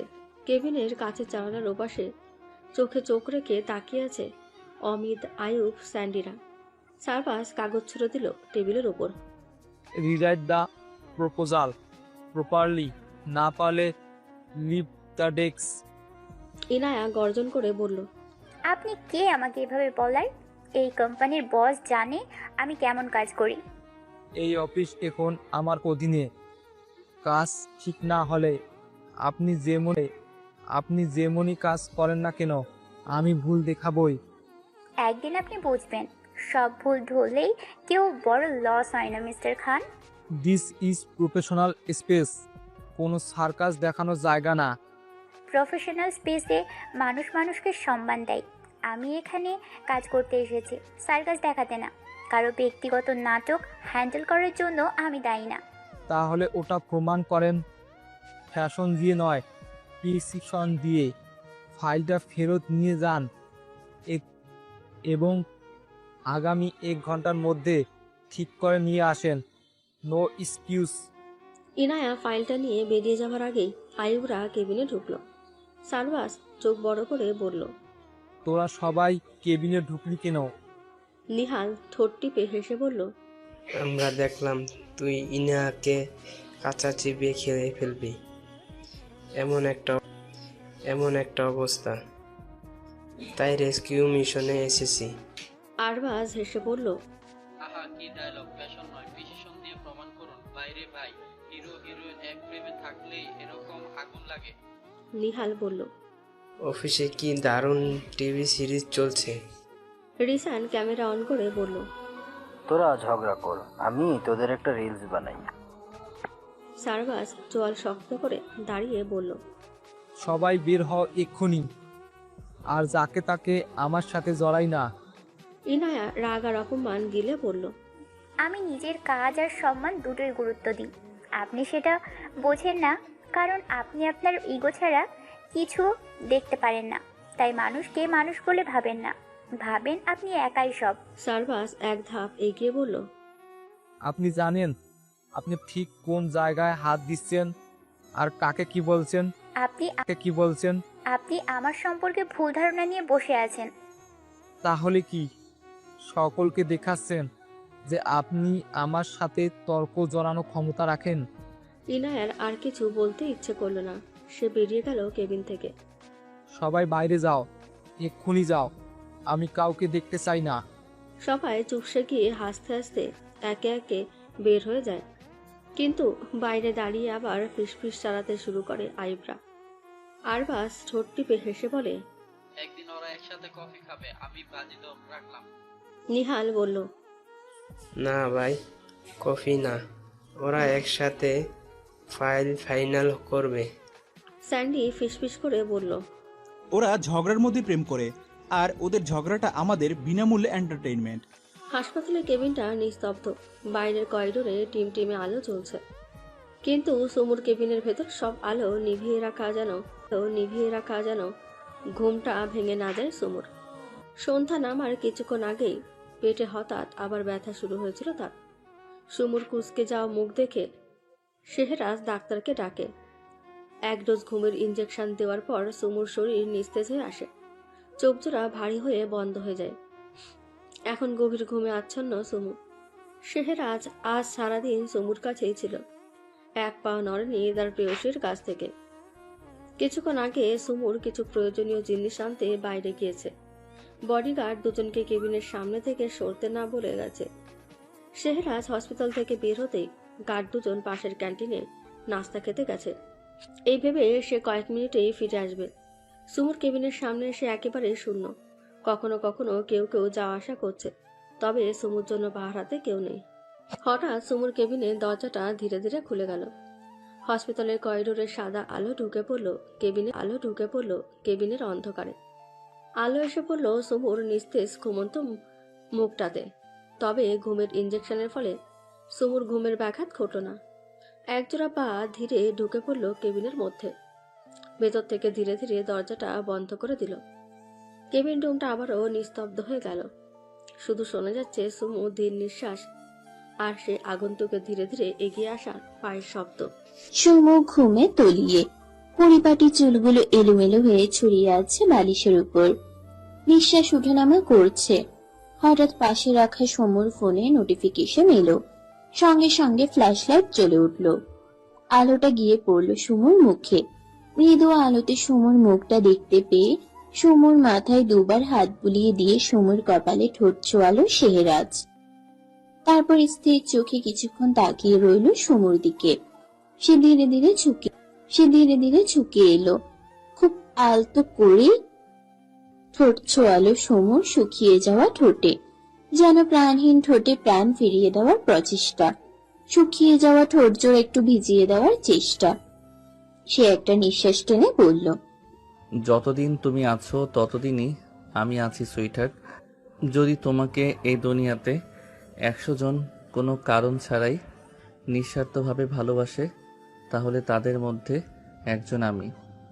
যদি তোমাকে এই দুনিয়াতে কোনো কারণ ছাড়াই নিঃস্বার্থভাবে একজন ভালোবাসে, তাহলে সেই একজন আমি। আর যদি তোমাকে এই দুনিয়াতে কেউ ভালোই না বাসে, তাহলে বুঝে নিও এই আমিটা আর বেঁচে নেই।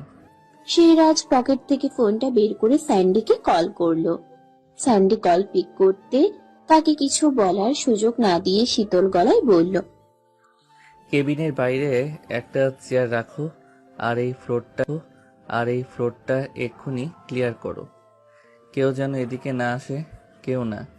এই ফ্লোরের সবগুলো সিসিটিভি ফুটেজ এখনই অফ করে দাও। স্যান্ডিকে পাল্টা কিছু বলার সুযোগ না দিয়ে কলটা কেটে দিল শেহরাজ। সে গিয়ে সুমুর পাশে বসলো। সুমুর মাথায় হাত বোলাতে বোলাতে মৃদু স্বরে গান ধরলো। থামলো শেহরাজ। কিছুক্ষণ চুপ করে থেকে আবারও বলল, পাপীদের হয়তো ভালোবাসতে নেই সুইটহার্ট, ভুল হয়তো করেছি। নিজের পাপী হৃদয় দিয়ে এক পবিত্র মায়াবতীকে ভালোবেসে ফেলেছি। আমরা হয়তো অচেনাই ভালো ছিলাম। পাপীদের পবিত্রতাকে ভালোবাসতে নেই। তোমাকে ভালোবেসে আমার পাপ কিছুটা মোচন হলেও তোমাকে পাপী বানিয়েছি আমি। ভালোবাসার নামে তোমাকে শুধু কষ্ট দিলাম। ভুল করেছি আমি।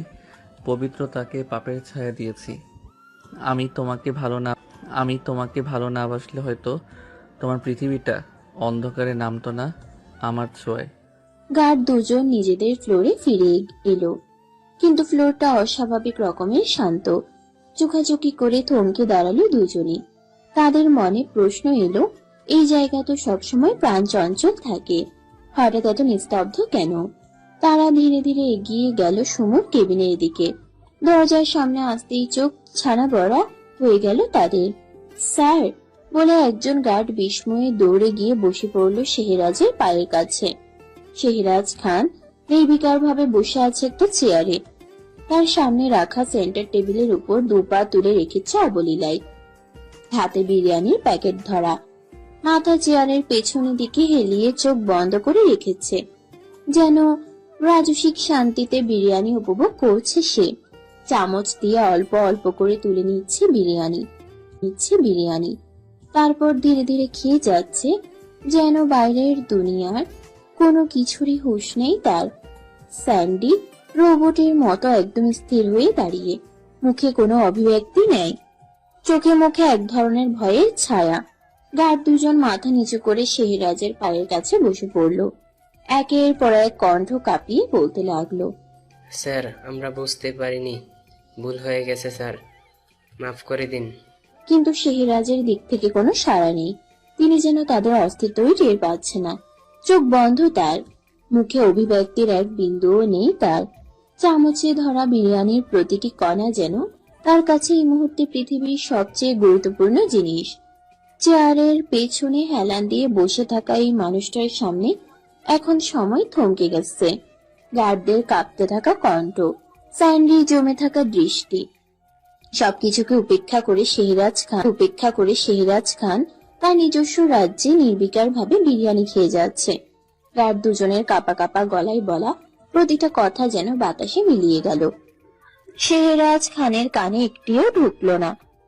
তিনি ধীরে স্থির ভঙ্গিতে পুরো বিরিয়ানির প্যাকেটটি শেষ করলো। বিরিয়ানির মশলার ঘ্রাণ, চামচের শব্দ আর গার্ডদের নিঃশ্বাস সব মিলিয়ে এক ধরনের অদ্ভুত থমথমে পরিবেশ। বিরিয়ানি শেষ করে শেহরাজ মাথাটা একটু তুলে নিঃশব্দে হাত বাড়িয়ে পানির বোতলটা নিল টেবিল থেকে। কোনো তাড়াহুড়া বা রাগ নেই তার মধ্যে।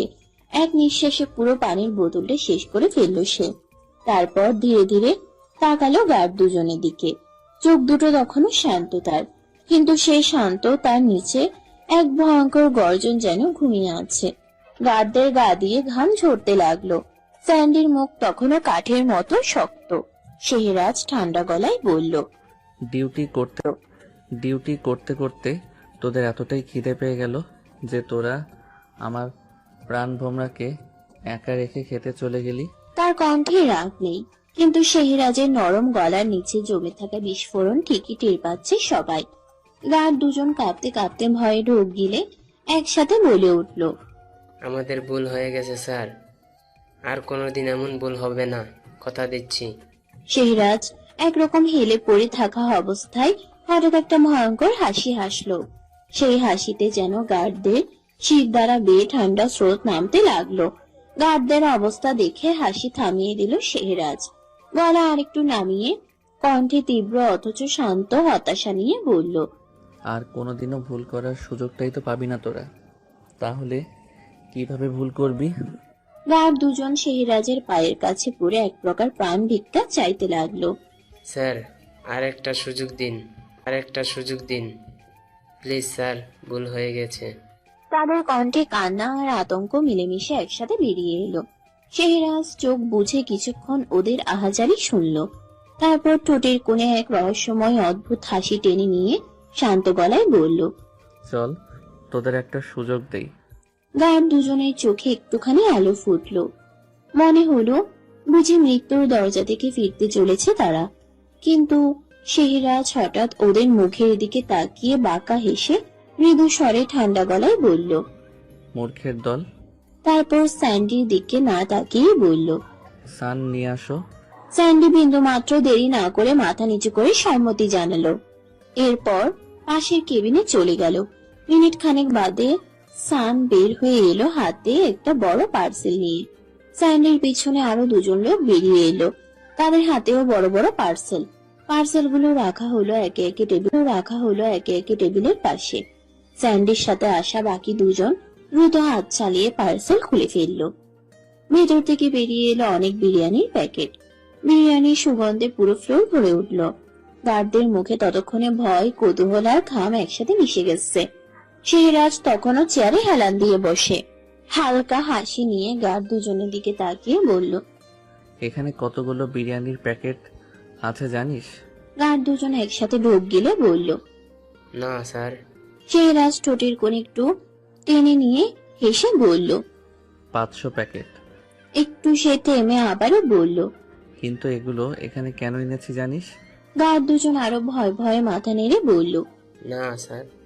শেহরাজ এবার স্যান্ডির দিকে তাকালো, চোখে ক্লান্তি, মুখে হালকা আফসোস নিয়ে বলল, ये लोग कौन है यार?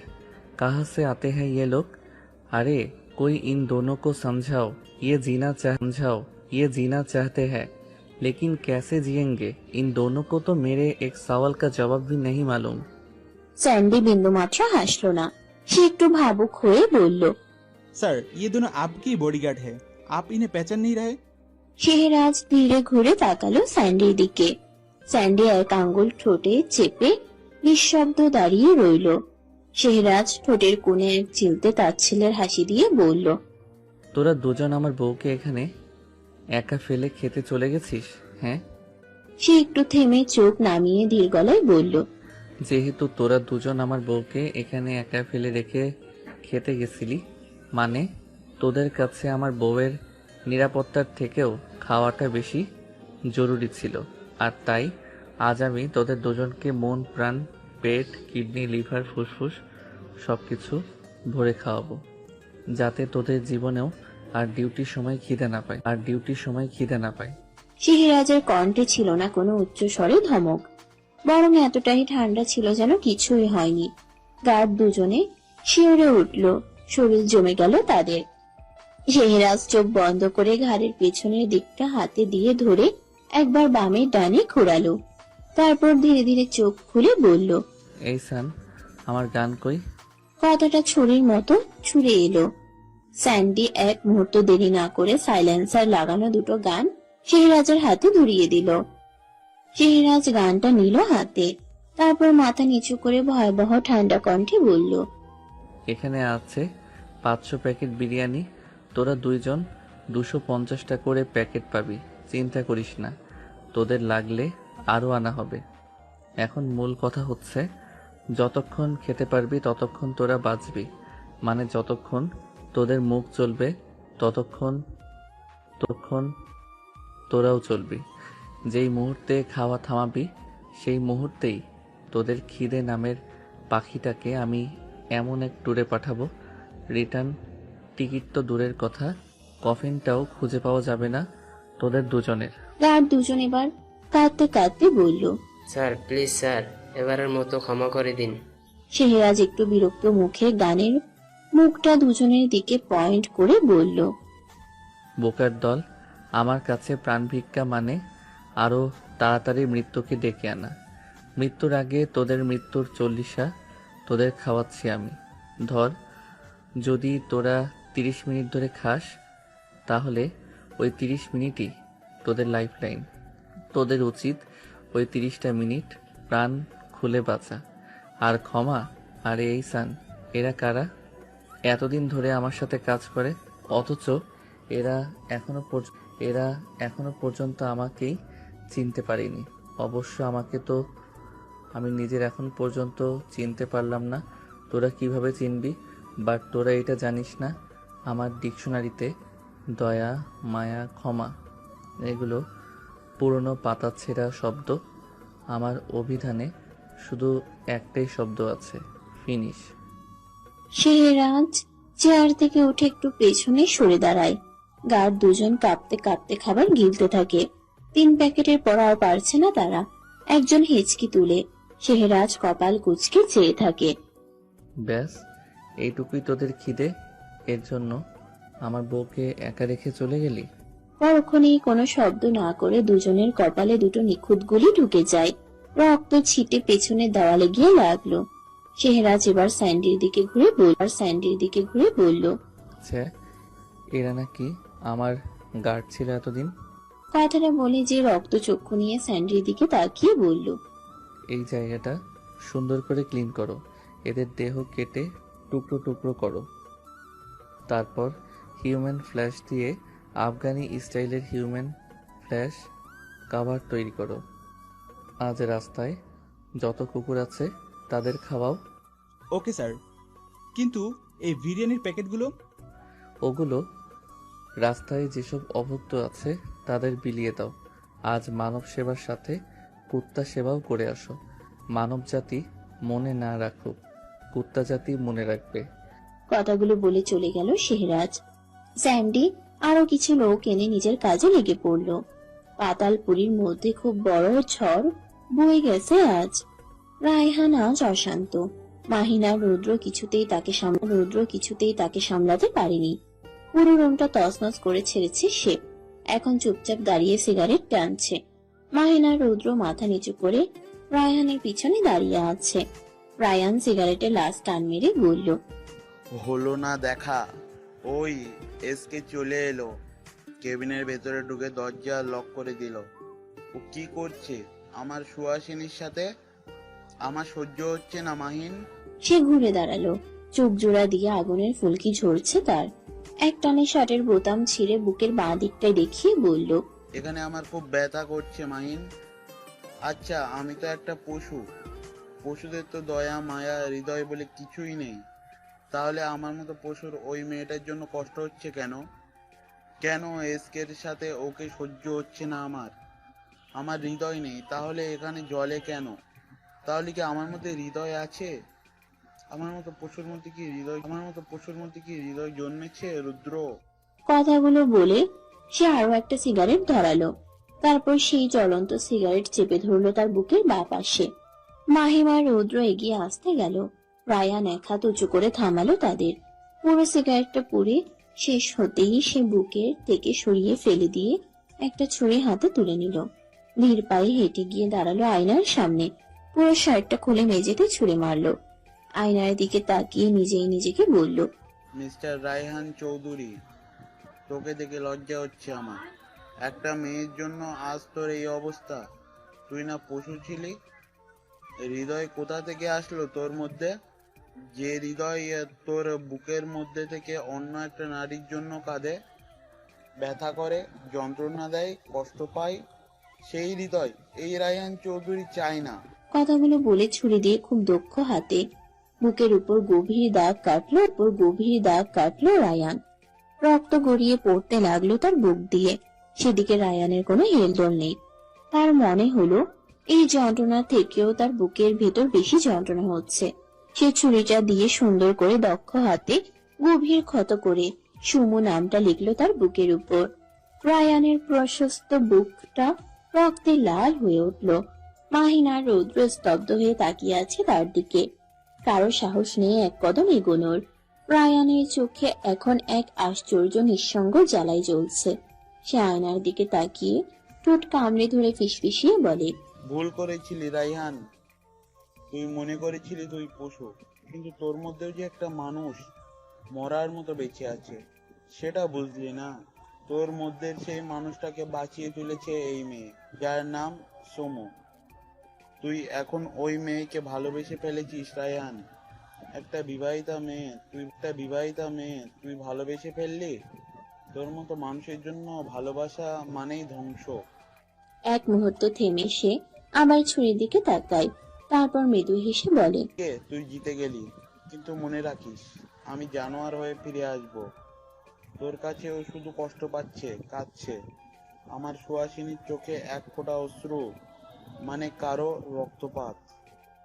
ওকে আমি আমার কাছে নিয়ে আসবো, খুব আদরে রাখবো। তারপর সে ধীরে ধীরে দরজার দিকে এগিয়ে যায়। এক হাতে বুক চেপে ধরে। রক্ত ফোঁটা ফোঁটা মেঝেতে পড়ছে। মাহিন ধীরে বলে, মেডিকেল ডাকবো বস? রায়ান ঘাড় ঘুরিয়ে তাকায়। চোখে জল না থাকলেও তার দৃষ্টি জ্বলছে অন্ধকারের যন্ত্রণায়। না, এই কষ্টটাই আমার শাস্তি।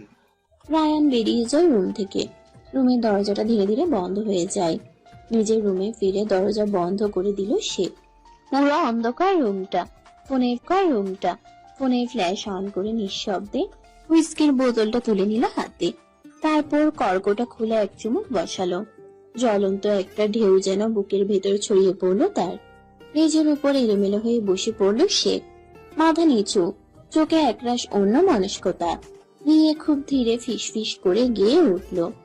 রাতের আধারে অজানা ছোঁয়া, মায়াবী চোখে কি মায়া, যেন গোধূলি আবির মাখা, কি নেশা ছাড়ালে, কি মায়ায় জড়ালো। থামলো রায়ান। হুইস্কির বোতলে আরেকটা চুমুক দিয়ে বোতলটা নামিয়ে রাখলো মেঝেতে।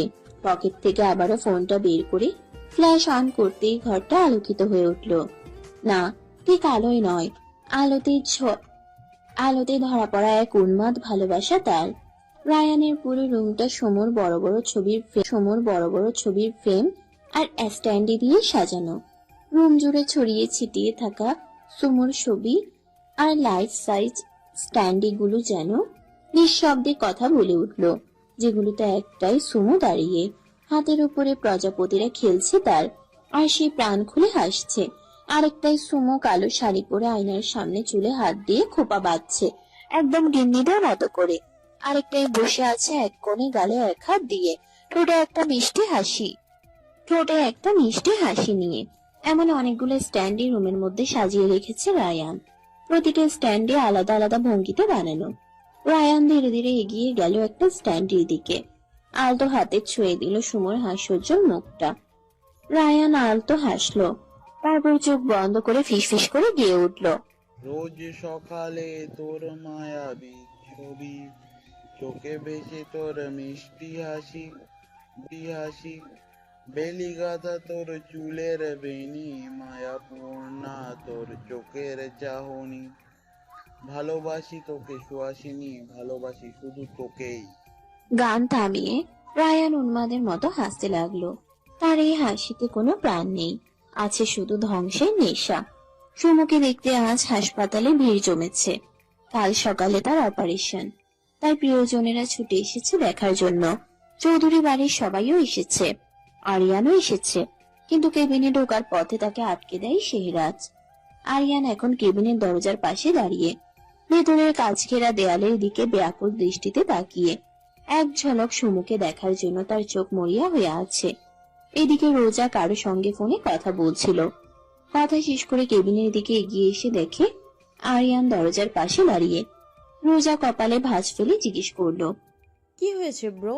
ভেতরে যাওনি কেন? আরিয়ান দাঁত চেপে গলা নামিয়ে বলল, শিববাল এসকে আমাকে ঢুকতে দেয়নি। রোজা কিছুটা অবাক, কিছুটা বিরক্ত, মুখে প্রশ্ন ফুটে উঠল, আর কিছু বলল না সে। রোজা কিছুক্ষণ চুপ করে দাঁড়িয়ে আরিয়ানের মুখের দিকে তাকিয়ে রইল। তারপর ঠোঁটে হালকা হাসির রেখা টেনে বলল, এদের নাটকের তো শেষ নেই। তুমি টেনশন করো না ব্রো, তুমি সুমুকে দেখতে চাও তাই না? আমি ওর একটা পিক তুলে নিয়ে আসবো। আরিয়ান কিছু বলতে যাবে, তার আগেই রোজা ঘুরে সোজা কেবিনের দিকে এগিয়ে গেল। কাচের দরজার হ্যান্ডেল ধরতেই সামনে এসে দাঁড়ায় দুজন নতুন গার্ড। Stop ma'am. রোজা ভ্রুকুচকে তাদের দিকে তাকায়। একজন গার্ড গম্ভীর গলায় বলল, ফোনটা আমাদের কাছে জমা দিয়ে যান ম্যাম, এই কেবিনে ফোন নিয়ে ঢোকার অনুমতি নেই। রোজার চোখ ছোট হয়ে এলো, ঠোঁট শক্ত করে চাপা বিরক্তিতে বলল, ফোন নিয়ে ঢুকতে পারবো না মানে? এইটাই স্যারের অর্ডার, এই কেবিনে ঢুকতে হলে আপনাকে ফোনটা আমাদের কাছে জমা দিতে হবে। রোজা দাঁতে দাঁত চেপে দাঁড়িয়ে রইল। পেছন থেকে আরিয়ান বলল, ঝামেলা করিস না রোজ, আমার কাছে দিয়ে যা ফোনটা। রোজা তবুও কিছুক্ষণ দাঁড়িয়ে রইল, তারপর হনহন করে হেঁটে আরিয়ানের হাতে ফোনটা দিয়ে কেবিনে ঢুকে গেল। আরিয়ান রুমের বাইরে পায়চারি করতে লাগলো। হঠাৎ তার চোখ গেল একটি নার্সের দিকে, যে এগিয়ে আসছে সময় কেবিনের দিকে। আরিয়ান এগিয়ে গেল নার্সটির দিকে। নার্সটিকে চোখের ইশারায় সাইডে সরিয়ে নিয়ে গেল। দুজনে সাইডে এসে দাঁড়াতেই আরিয়ান বলল, আপনার কাছে পেপার আর পেন হবে? এখন হবে না, তবে আপনার লাগলে এনে দিতে পারি স্যার। ওকে, তাড়াতাড়ি নিয়ে আসুন। নার্সটি দ্রুত চলে গেল পেপার আর পেন আনতে। মিনিট 5 বাদে পেপার আর পেন নিয়ে এলো নার্সটি। আরিয়ান নার্সটির হাত থেকে পেপার আর পেন নিয়ে কিছু লিখে সুন্দর করে পেপারটি ভাঁজ করে দিয়ে বলল, শেহরাজ খানের ওয়াইফের কেবিনে যাচ্ছেন? জি স্যার, ভিজিটিং আওয়ার শেষ আর ম্যামের মেডিসিনের টাইম হয়ে গেছে, দিয়েছে কি না সেটাই দেখতে যাচ্ছি। আরিয়ান বাঁকা হেসে বলল, যখন সকলে বেরিয়ে যাবে তখন পেশেন্টের হাতে একটা পেপারটা দিবেন। যদি জিজ্ঞাসা করে কে দিয়েছে, আপনি কিছু না বলে চলে আসবেন। কিন্তু স্যার। নার্সটির কথার মাঝে আরিয়ান নার্সটির চোখের সামনে টাকা ধরলো। নার্সটি টাকা আর পেপারটা নিয়ে চলে গেল সুমোর কেবিনের উদ্দেশ্যে। নার্সটি কেবিনে ঢুকে হালকা গলায় বলল, ভিজিটিং আওয়ার শেষ, আপনাদের এখন বাইরে যেতে হবে। অনেক রাতও হয়ে গেছে। কাল ম্যাডামের অপারেশন, আজ ম্যাডামের ঘুমের প্রয়োজন। নার্সের কণ্ঠে শালীনতা, কিন্তু একটা কড়া ভাব ছিল। সবাই একে একে বিদায় নিতে লাগলো। কেউ সুমোর কপালে চুমু দিয়ে, কেউ একরাশ চিন্তা নিয়ে, আবার কেউ নিঃশব্দে দরজার দিকে পা বাড়ালো। শেহরাজ ফিরোজাকে কোলে নিয়ে সুমোর পাশেই বসে আছে। ছোট ফিরোজা তখন গভীর ঘুমে আচ্ছন্ন, মাথাটা শেহরাজের বুকে হেলানো। অনন্যা খাতুন ফিরোজাকে নিতে এগিয়ে এলে শেহরাজ নরম গলায় বলল, তুমি চলো মম, আমি গাড়ি পর্যন্ত দিয়ে আসি। ফিরোজাকে ডাকতে চাই না এখন। অনন্যা খাতুন সুমোর দিকে একবার তাকিয়ে বললেন, কাল আবার আসবো মামুনি, সাহস রেখো। কথা বলে কেবিন থেকে ধীরে ধীরে বেরিয়ে গেলেন তিনি। শেহরাজ উঠে দাঁড়ালো। সুমন মাথায় আলতো করে হাত রেখে বলল, একটু থাকো সুইটহার্ট, আমি এক্ষুনি আসছি। তারপর নার্সের দিকে তাকিয়ে বলল, একটু খেয়াল রাখবেন, আমি একটু নিচে যাচ্ছি। নার্সটি মাথা নেড়ে সম্মতি দিল। শেহরাজ একবার সুমোর দিকে ফিরে তাকালো, তারপর বেরিয়ে গেল কেবিন থেকে। সকলে চলে যেতেই নার্সটি ধীরে ধীরে এগিয়ে গেল সুমোর কাছে। আলতো করে একটা হাসি ঠোঁটে এনে বলল, আপনার হাজবেন্ড আপনাকে খুব ভালোবাসেন, তাই না? সুমো একটুখানি হেসে জানালার বাইরে তাকালো। রাতের নরম আলোয় তার মুখটা যেন আরো কোমল হয়ে উঠল। তারপর ধীরে বলল, ভালোবাসে বললে হবে না, উনি আমার সবচেয়ে বড় পাওয়া। অনেক কিছু চাইনি জীবনে, শুধু একজনকে চেয়েছিলাম যে আমার নিঃশব্দ কান্নাগুলো শুনবে, আর উনি ঠিক সেভাবেই এসেছেন। প্রতিদিন আল্লাহর কাছে যে শান্তি চেয়েছিলাম, উনি সেই শান্তির রূপ হয়ে এসেছেন। আর তাই ভালোবাসে এই একটা শব্দে আটকে রাখলে ভুল হবে। উনি যেন আমার ধৈর্যের পুরস্কার, আর আল্লাহর দেয়া সেই পুরুষ, আর আল্লাহর দেয়া সেই মানুষ যে আমার চোখে পানি আসার আগেই টের পায় আমি কষ্টে আছি। ভালোবাসার চেয়ে বেশি কিছু উনি আমার জন্য। আর এনার এগুলো ভালোবাসা না, এক প্রকার পাগলামি বনে। নার্সটি মুগ্ধ হয়ে তাকিয়ে রইল সুমোর মুখের দিকে। চোখে একটা অপার প্রশান্তি খেলে গেল তার। হঠাৎ তার মনে পড়লো কাগজটির কথা। গলার স্বর একটু নিচু করে বলল, আপনাকে একটা জিনিস দেয়ার ছিল ম্যাম। সুমো ভ্রুকুচকে তাকিয়ে জিজ্ঞেস করলো, কি? নার্সটি কিছু না বলে কাগজটা পকেট থেকে বের করে সুমোর হাতে তুলে দিল। সুমো পেপারটা হাতে নিল। কে দিয়েছে? নার্সটি সুমোর প্রশ্নের উত্তর না দিয়ে আর কিছু না বলে চুপচাপ কেবিন থেকে বেরিয়ে গেল। সুমো কাগজটার ভাঁজ খুলে পড়তে শুরু করলো। তোমাদের কেবিনের দরজার সামনে আমি দাঁড়িয়েছিলাম, এসকে ঢুকতে দিল না, কিন্তু আমার মন ঢুকে গেছে অনেক আগেই, সেটা কেউ থামাতে পারেনি। তুমি জানো না বেবি গার্ল, অপেক্ষা কাকে বলে?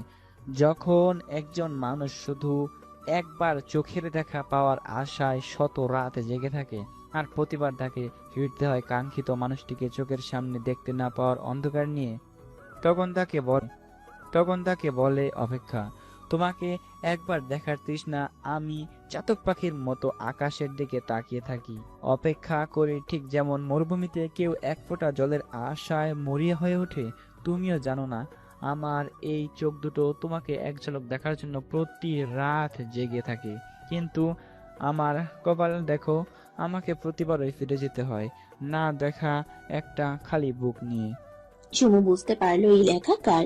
সে বেড থেকে নেমে দাঁড়ালো, জানালার কাছে গিয়ে জানালা খুলে কাগজটা ছিঁড়ে ফেলে দিল বাহিরে। তারপর আবারও বেডের কাছে ফিরে এসে চোখ বন্ধ করে শুয়ে রইল। আজ সুমোর অপারেশন। চোখে মুখে চিন্তার ছাপ নিয়ে চৌধুরী আর খানবাড়ির সকলে হাসপাতালে এসে পৌঁছেছে। হাসপাতালের নিরিবিলি করিডোরে যেন নিঃশব্দ একটা যুদ্ধ চলছে সবার ভেতরে। সফেদ ওয়ার্ডের দরজার ওপাশে বিছানায় শুয়ে আছে সুমু। শেহরাজ সুমুর ডান হাতটা শক্ত করে ধরে রেখেছে, যেন ছাড়লেই সে হারিয়ে যাবে। শেহরাজের মুখটা ভয় আর অস্থিরতায় থমথমে হয়ে আছে। সারবাজ, আরবাজ, শাহরুখ, আইয়ুব, রিয়াজ, রাহিনরা সকলে কেবিনের বাইরে দাঁড়ানো। এরই মাঝে আরিয়ানার রোজা এলো। দুজনে এগিয়ে এসে কেবিনে ঢুকতে যাবার সময় স্যান্ডি হাত তুলে তাদের আটকে দিল। স্যান্ডি নির্বিকার কণ্ঠে বলল, আপনারা এখন ভিতরে যেতে পারবেন না। রোজার চোখে রাগ আর অপমানের ঝিলিক ফুটে উঠল।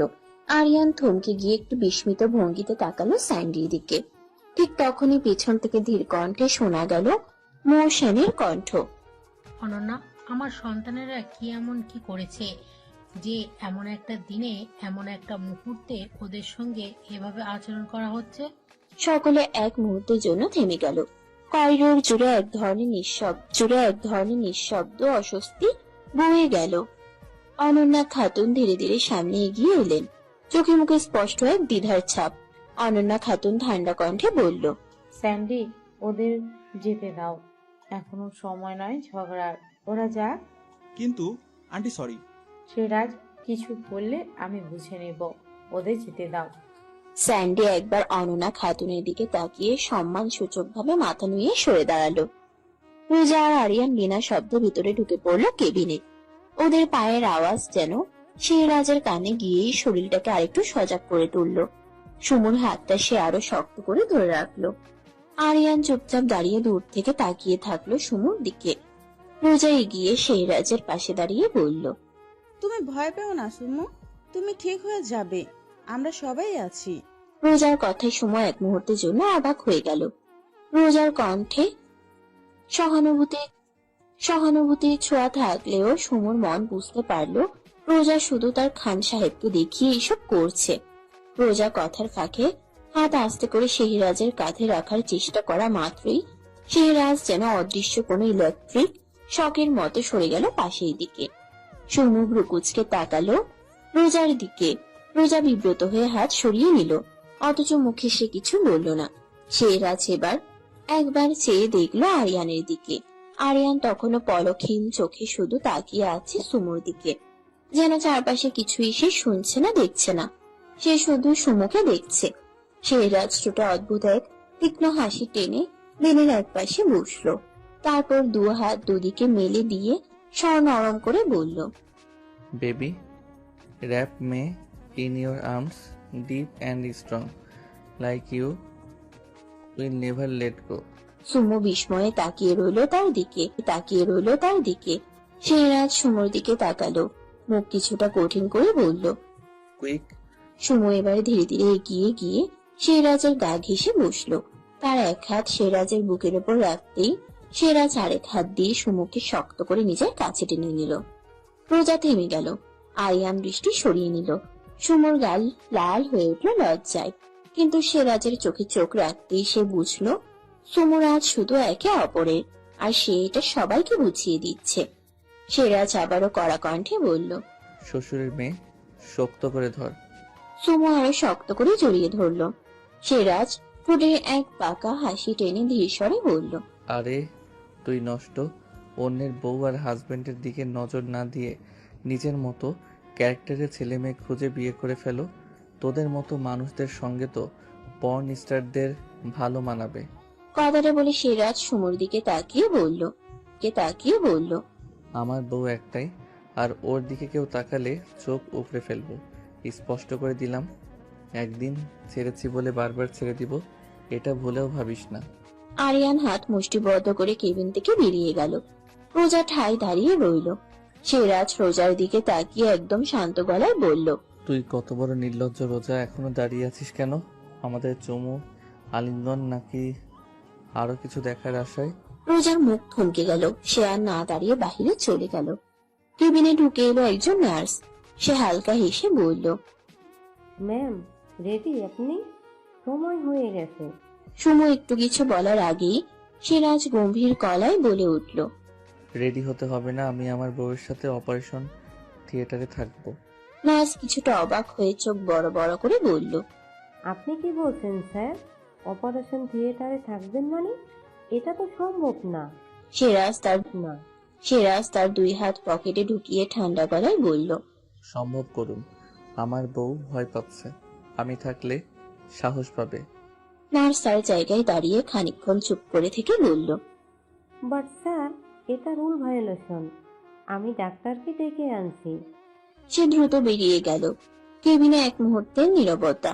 সিরাজ সমুর পাশে বসে তার ঠান্ডা হাত দুটো নিজের হাতে নিল। সমু ব্রুকুচকে বলল, আপনি আবার কি পাগলামো শুরু করলেন? সিরাজ হালকা হাসলো, তারপর সমুর কপালে একটা চুমু দিয়ে বলল, যে পুরুষের এমন কারাক বউ আছে, সে পুরুষ পাগলামি না করে কিভাবে পারে আমার বউয়ের অপারেশন আর আমি থাকবো না?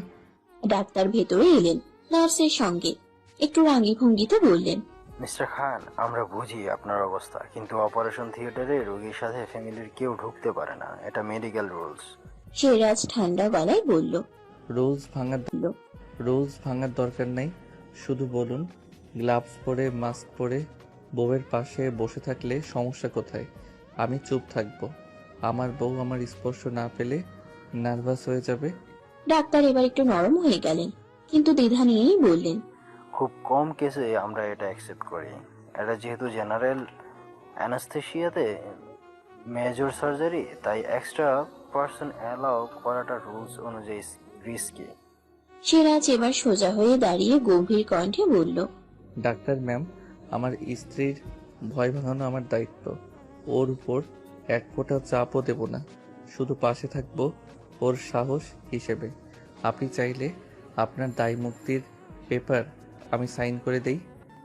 আপনি অপারেশন থিয়েটারে থাকলে আপনার শরীর থেকে পেশেন্টের ইনফেকশন ছড়িয়ে পড়তে পারে, আমরা রিস্ক নিতে পারি না। সিরাজ মুহূর্তে দাঁড়িয়ে গেল, চোখ যেন পাথর হয়ে গেল। ধীরে ধীরে বলে উঠল, কি বললেন ডাক্তার? আমার বউয়ের আমার থেকে ইনফেকশন হবে? দেখুন মিস্টার খান, যার নিঃশ্বাসের শব্দ না শুনলে রাতে আমার ঘুম হয় না, যে মেয়েটা আমার বুকের ভিতর একটা আলাদা হৃদয়ের মতো ধকধক করে, তার আমার কাছ থেকে ইনফেকশন হবে? আরে ডাক্তার, আমি নিজেই তো একটা ইনফেকশন। এখানে যদি বিষও থাকে সেটা ওর জন্য অমৃত।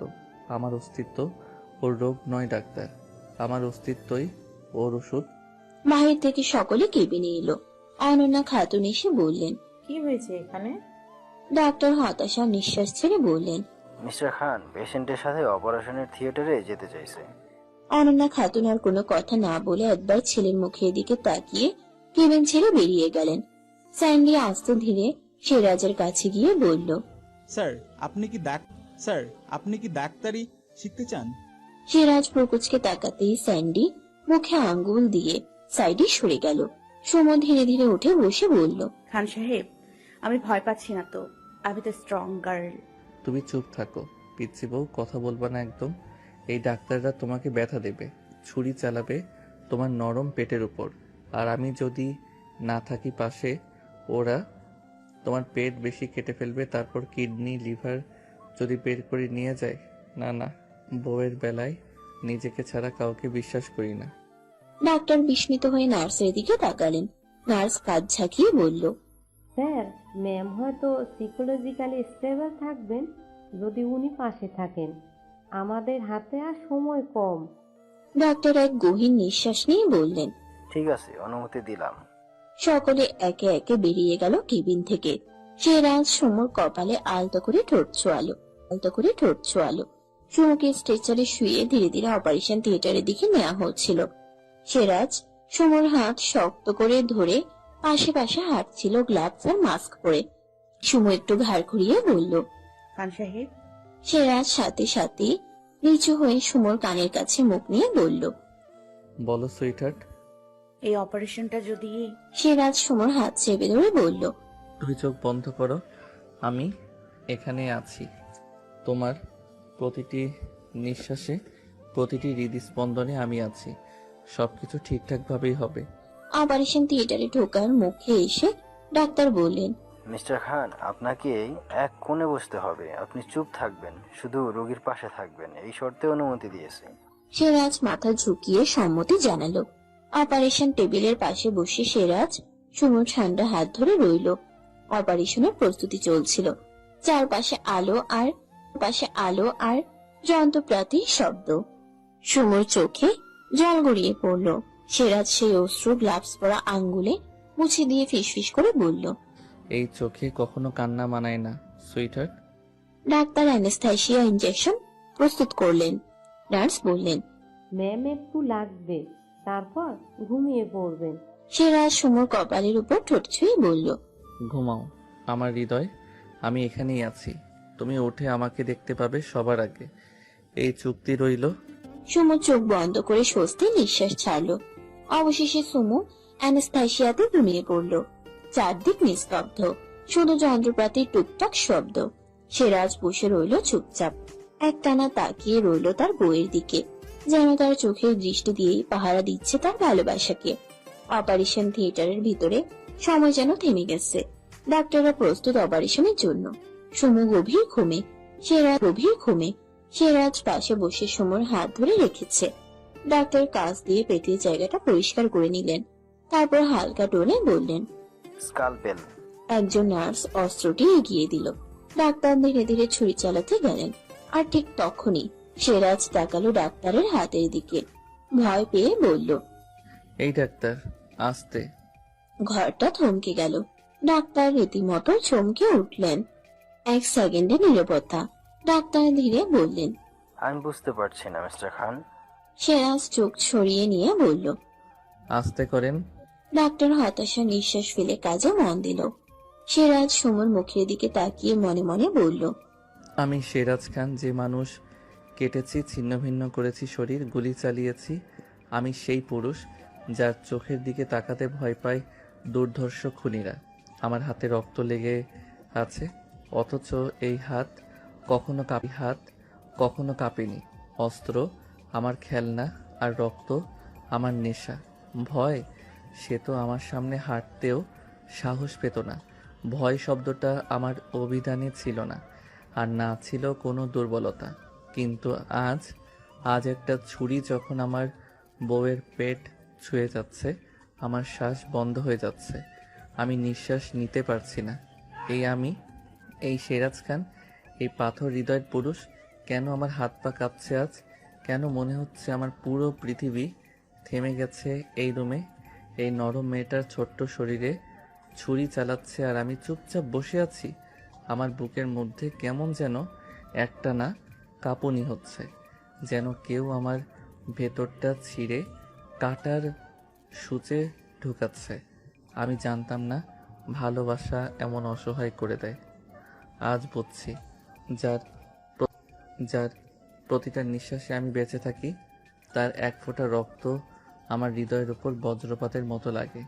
সুইটহার্ট, আমি শুধু চাই তোমার এই শরীরে অন্য কিছু নয়, কেবল আমার ভালোবাসার দাগ থাকুক। সিরাজ আবারও তাকালো ডাক্তারের দিকে, অনুরোধের সুরে বলল, ডাক্তার প্লিজ একটু আস্তে। আই নো ও ব্যথা পাচ্ছে না, কিন্তু আমি ব্যথা পাচ্ছি ডাক্তার। মিস্টার খান, এমন করবেন না, আমাদের কাজটা করতে দিন। কথাটা বলে ডাক্তার আবারও অপারেশনে মন দিল। সিরাজ চোখ বন্ধ করে সুমোর কপালে ঠোঁট ছুঁয়ে কপাল ছুঁয়ে বলল, একটা কাটা তোমার গায়ে মানে যেন একটা ক্ষত আমার বুকে। আজ আমি সিরাজ খান নেই আর।